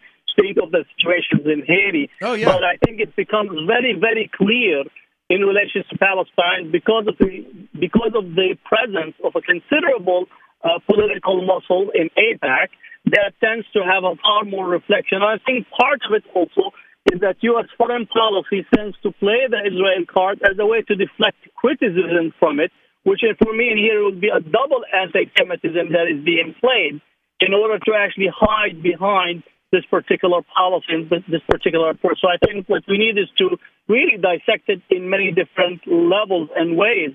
I recommend for us not only to critique Israel, but also to focus on critiquing the United States. And I'd recommend for people to go and listen to Martin Luther King's speech of the 1967, The Three Evils of Society, which are still sitting upon us today, both domestically and globally. And Israel is a junior partner in this whole enterprise. I would also recommend that when you get done with that Martin Luther King video, you go watch, I want to say it's the speech at Harvard, where he taught, just Google Malcolm X political chumps. I love that one. That's my favorite one, because he actually explains, like, look, on the issue of racism, on the issue of government power and the boot on your neck, the Democrats, the Republicans, they're playing you no matter which party you're voting for. Now, we got about a minute left. What websites do you think our listeners should check out for more information? Well, I'd recommend for them to access my website. I'm constantly writing, hatembazian.com. I also recommend for them to visit some of the Israeli websites. Human Rights, B'Tselem has a great website, as well as Adala, which is a Palestinian human rights and legal outfit inside Palestine. Those are very, very important. And then a number of organizations in the U.S., American Muslims for Palestine, Jewish Voice for Peace, As-Sabil, which is the voice of the Palestinian Christians. All these groups collectively are doing a great job. What do you shop for that you could otherwise buy at Amazon? Pretty much everything, right? Amazon has competitive pricing and they deliver, and that's a big plus. If you could plan ahead in your shopping, would you be interested in saving up to 33%? There's a catch. You have to do your shopping in Bitcoin. But imagine those savings. It's like a huge raise. All you have to do is go to SaveItPurse.com. We've saved thousands, and you can too. Plan ahead and save. SaveItPurse.com. Catch the Call to Freedom at its new time, weekdays from 4 to 7 p.m. The Call to Freedom is the only live drive-home call-in show in the U.S. with a segment devoted to cryptocurrencies. Crypto Hour, brought to you by Helium.com, live from Vertcoin Studios in New Hampshire. Learn about what makes cryptocurrencies so great and why you should care about them. Updates on new coins and ICOs, and warnings of scams. Plus, hear from traders, whales, developers, and big names in the crypto world. You can also win crypto coins or tokens every episode. Just listen for the faucet sound and be the fifth caller to get free Dash, Litecoin, Vertcoin, Verge, or other cryptocurrencies. The Call to Freedom with Will and Aria, featuring Crypto Hour. Broadcast internationally through our BitPlus network satellite. Weekdays from 4 to 7 p.m. on LRN FM. Did you know we've taken our LRN.FM telephone listen line to a new level with the LRN.FM audio on demand line? Now you can call 712-770-8447 anytime and listen to LRN.FM's live feed. And you can listen to a bunch of our original shows on demand. Long distance fees may apply. Just dial 712-770-8447 and choose from the menu. 712-770-8447. Looking for a great real estate investment? Consider New Hampshire, which is ground zero for the Liberty Movement. Your first call should be to Mark Worden from Porcupine Real Estate. He's more than just a real estate agent. He's your New Hampshire concierge. Where are the best places to live? Do you want farm, city, the burbs, or forest? Do you want a duplex or multifamily building so that renters pay your mortgage? There are homes in all price ranges in New Hampshire, and Mark can help with financing too. Invest in Liberty and property. Mark Worden can help. PorcupineRealEstate.com. Some of you asked, and now we've delivered. LRN.FM's live Keene, New Hampshire studio shows are now streamed in HD on Twitch. Visit our channel at twitch.lrn.fm and give it a follow. If you have Amazon Prime, you get one free subscription on Twitch. If you use it on our channel, Twitch will give LRN.FM a monthly piece of your Prime subscription cost. So please watch, follow, share, and subscribe to twitch.lrn.fm. That's twitch.lrn.fm. Is spreading the message of liberty, cryptocurrency, and peace around the globe worth $2 per month to you? As you may already know, in addition to our internet feed, LRN.FM broadcasts on free-to-air satellite across North and Central America, as well as Sub-Saharan Africa. And we've been available on satellite for free 24/7 since 2010. The LRN.FM free-to-air satellite signal is reaching some of the most oppressive regimes in the world, and there's no doubt our ideas are making an impact. You can learn more about the channel's impact by watching the 3-minute video at fund.lrn.fm. If you'd like to help free minds globally with our ideas of liberty, cryptocurrency, and peace, you can donate as little as $2 per month via fund.lrn.fm. You can help us continue and expand our satellite broadcast to multiple continents. Visit fund.lrn.fm today, and thank you for your help. Don't forget to share the link on social media. That's fund.lrn.fm. You're listening to the best liberty-oriented audio streamed around the clock, on the air, and online. This is the Liberty Radio Network at LRN.FM. You are listening to the Call to Freedom on LRN.FM. आप सुन रहे हैं स्वतंत्रता की पुकार सिर्फ और सिर्फ LRN.FM पे. Let's focus our discussion first on marijuana, okay? Marijuana has a very distinct smell, okay? I'm going to pass around just a little tiny bit, and I want you all to take a smell so you know when someone is smoking marijuana near you.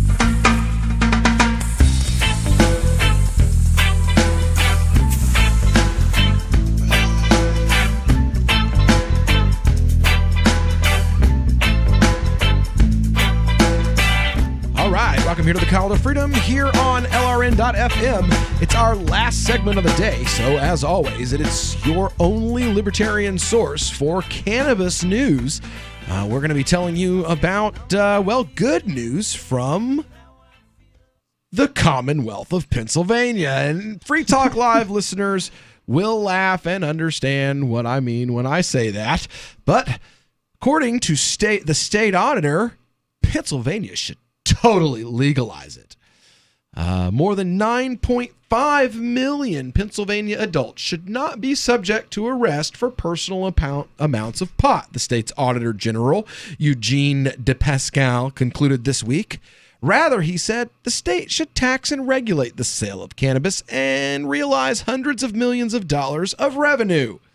DePasquale, a popularly elected independent reviewer, released a special report Thursday titled Regulating and Taxing Marijuana. Talk about, what's the word? Never mind. Yeah, well, we use the word creative. There we go. Creative. The report examined the potential revenue opportunities offered by legalization, and it's time for Pennsylvania to realize the benefits from regulating and taxing marijuana, DePasquale concluded. The report found that 21,000 adults were charged with marijuana offenses in Pennsylvania last year, when 56% of voters support legalization. So basically, Pennsylvania decided, why get money out of 0.1% of the population when we can get tax revenues from 56%? Woohoo! The state forfeits an estimated $581 million in retail cannabis sales tax to the black market every year. Across the U.S., state after state is regulating and taxing marijuana, according to the report. This move reflects an observable shift in public perspective on adult use and on increasing knowledge of the financial and public health benefits associated with regulation and taxation. There are thought to be 800,000 regular cannabis users in Pennsylvania who each spend at least $2,000 a year? What? That's 100 grams. 3 days a gram. Wow. Basically, they think people in Pennsylvania don't smoke very much pot. Yeah, $2,000 a year isn't very much. No, it's not. That's, let's see, $20 a gram in states where it's illegal. So 100 grams for 800, say 100 grams a year. That's a third of a gram a not even a, wow. Yeah, that math is wrong. I'm going to say probably 5,000 at least, probably more. And there are 800,000. So yeah, like I said, they knew that they were getting money from 21,000 people that smoke marijuana. Now they can get revenue from 800,000 regular users. And the average individual tax bill for marijuana per year will be about the same as if they'd got busted. So yeah, except they actually lose revenue by arresting people and incarcerating them. True. So this way the state only makes money. They've figured it out. But are they going to pardon the people, the 21,000 that they arrested last year? A lot of states are. And that's a good thing. It is. Pennsylvania's had legal medical cannabis since 2016 and adult use decriminalization in cities like Pittsburgh and Philadelphia. But that's not enough, says DePasquale. Stopping at decriminalization will be a costly mistake for the Commonwealth, potentially leaving more than $581 million in annual tax revenue on the table. That revenue could help balance the state budget, provide business and job opportunities, and the way to access it for Pennsylvania to allow cultivation, sale, and purchase of marijuana. Pennsylvania's budget challenges are now a consistent factor in all state policy decisions. Taxing marijuana offers a rare glimmer of fiscal hope, providing a way to refocus the state budget process away from filling its own gaps. You know, I'm curious if this is going to make liberals pro-deregulation. In a press conference Thursday with DePasquale, Pittsburgh Mayor Bill Pedato said cannabis prohibition is not only unprofitable, it's immoral. This issue not only has a revenue side to it, it also has a personal side to it. People whose lives are thrown out of balance because of the penalization of cannabis not being legal. People who are not able to have access to housing, access to jobs, or access to an opportunity in life, Peduto said. DePasquale envisions steep taxes starting at 35% on cannabis to benefit the state's most vulnerable instead of preying upon them. Legislatures could focus on increasing funding for pre-K initiatives, veterans' health access, and uninsured or underinsured at-risk children. With marijuana legal in nearby Vermont, Massachusetts, D.C., New Jersey, New York, Virginia, Connecticut, Delaware, all opening paths to regulation, it's imperative that Pennsylvania not lose its potential customers to other states' markets. I'm not suggesting this is something that doesn't have drawbacks, DePascal says. The reason why this is a weighted public policy issue is because there are pros and there are cons. If it was all pro and no con, it probably would have been decided decades ago.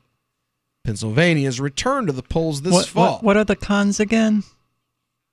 They have to stop arresting black people? The children who will think about the children. Yeah, okay, but what are the cons for children?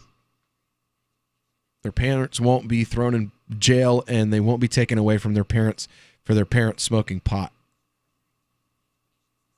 Wouldn't that be a pro? Depends on who you ask. True.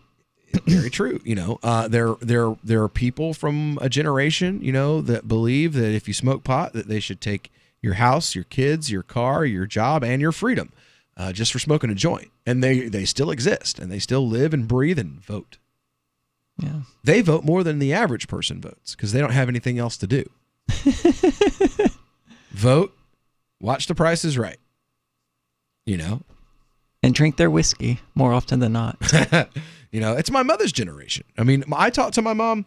My father's battling dementia. I actually wanted to do an article today. If we hadn't had the interview, we would have covered how cannabis and CBD and THC treat, specifically how they treat neurodegenerative diseases. And my father has, and he's had a stroke, and he's failed the Alzheimer's tests, and he's getting worse. We're actually going to go to Florida probably to help take care of him in his final few months. And I'm like, Mom, would it not be worth it for Dad to know who everyone is and not be confused all the time and be able to read his Bible again?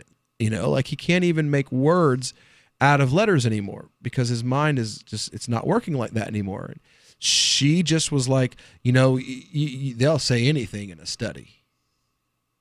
You know, I mean, this is the woman who was freaking out about the Zika virus and like my kids were going to be killed by West Nile.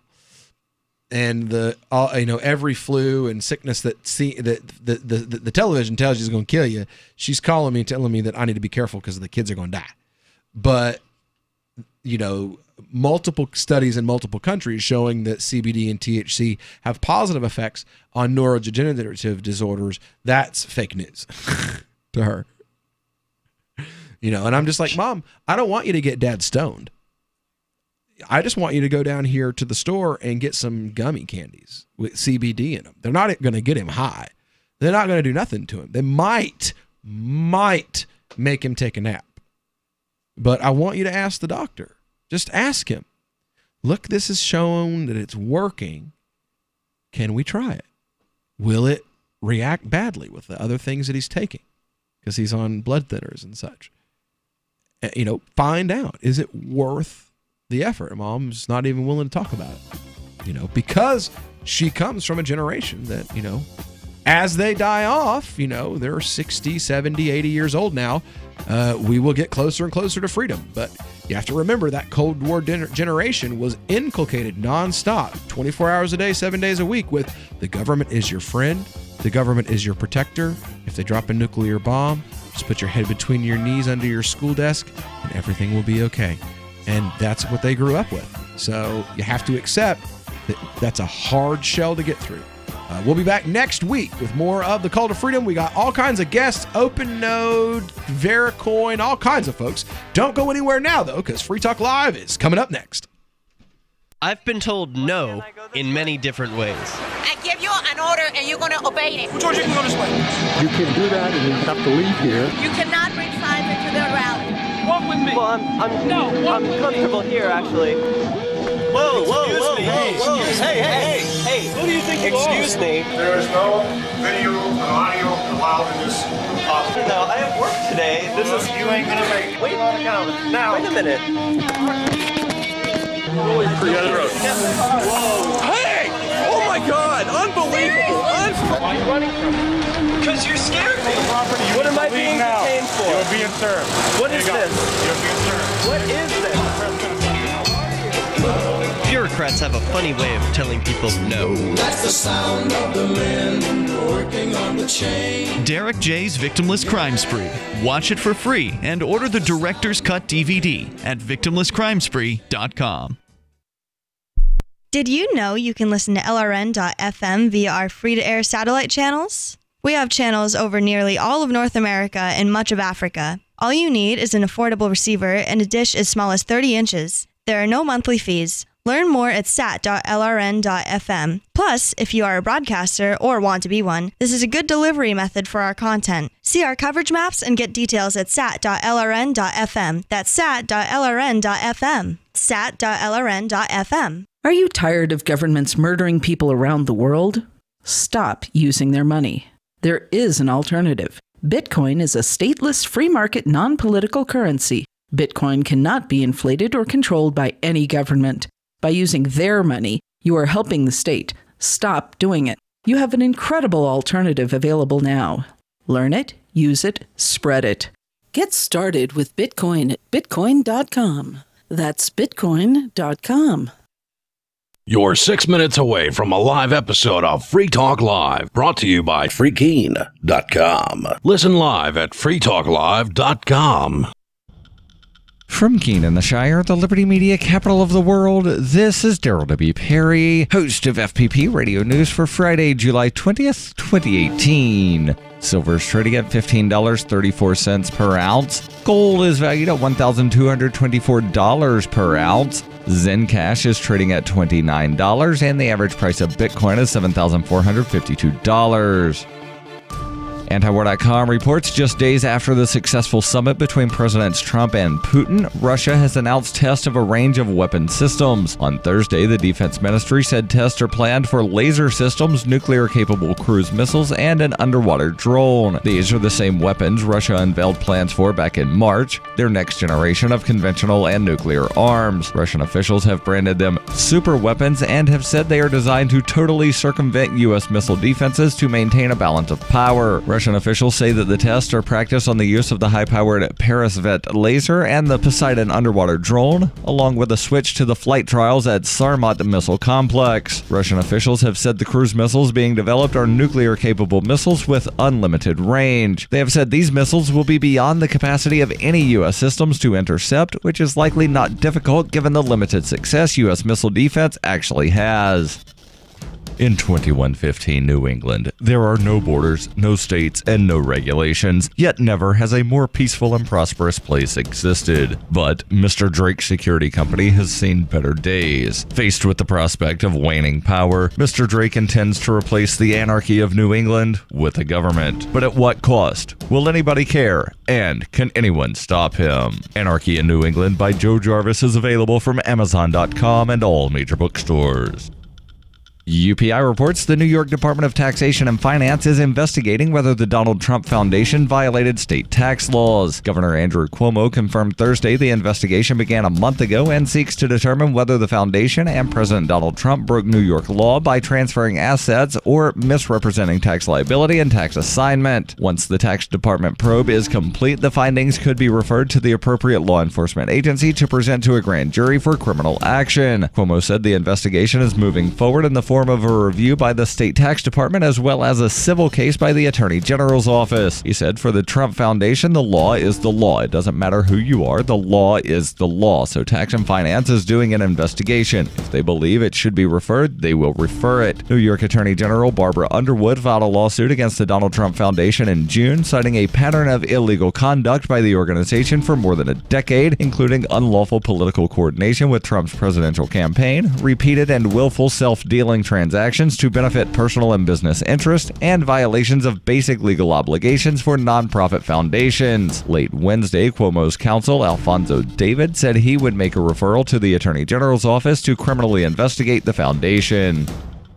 You can support FPP Radio by joining the Fans program. Fans are friends, allies, and numerous supporters. Fans help FPP afford to produce more original content. You can join the Fans program for as little as $1 per month through Patreon and get perks like ad-free versions of FPP Radio News and Peace, Love, Liberty Radio. To learn more or to join the Fans program, visit fans.fppradio.com. That's fans.fppradio.com.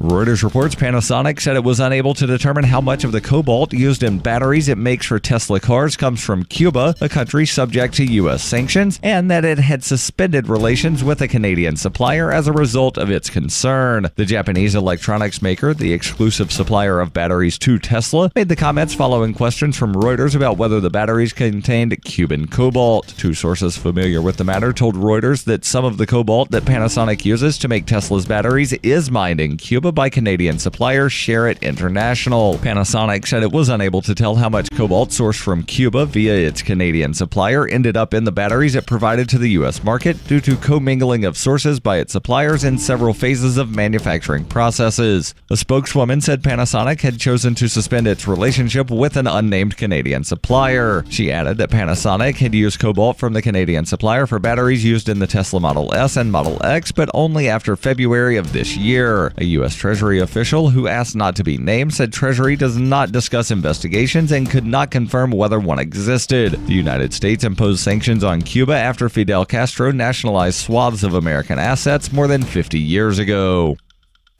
This has been FPP Radio News. Online at fppradio.com. McDonald's is now offering bereavement prices, and a sexual predator gets tenure. This is the Onion Week in Review. This Wednesday, Samsung announced the release of its brand new really big television. Representatives for the South Korean electronics manufacturer told reporters at a press conference that the goddamn gargantuan of an electronics product boasted a variety of new features, including being super heavy and having a screen that was probably 100 inches wide for all they knew. We here at Samsung think this new product will appeal to today's consumers who are looking for a television that's really huge. I mean, this thing is built like a Mack truck. You just really have to see it to believe it. In other news, an important decision is sent up to the company's highest idiot. And an area mother doesn't see why Thai people need to make food so spicy. Today's Onion Review was sponsored by Bamboo Garden, voted the best family-owned Chinese restaurant in Idaho for 5 years running. This is the Onion News Network.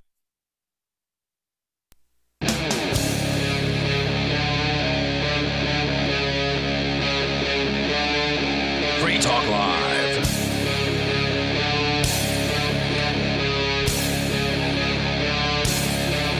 It is Free Talk Live, and you can take control of the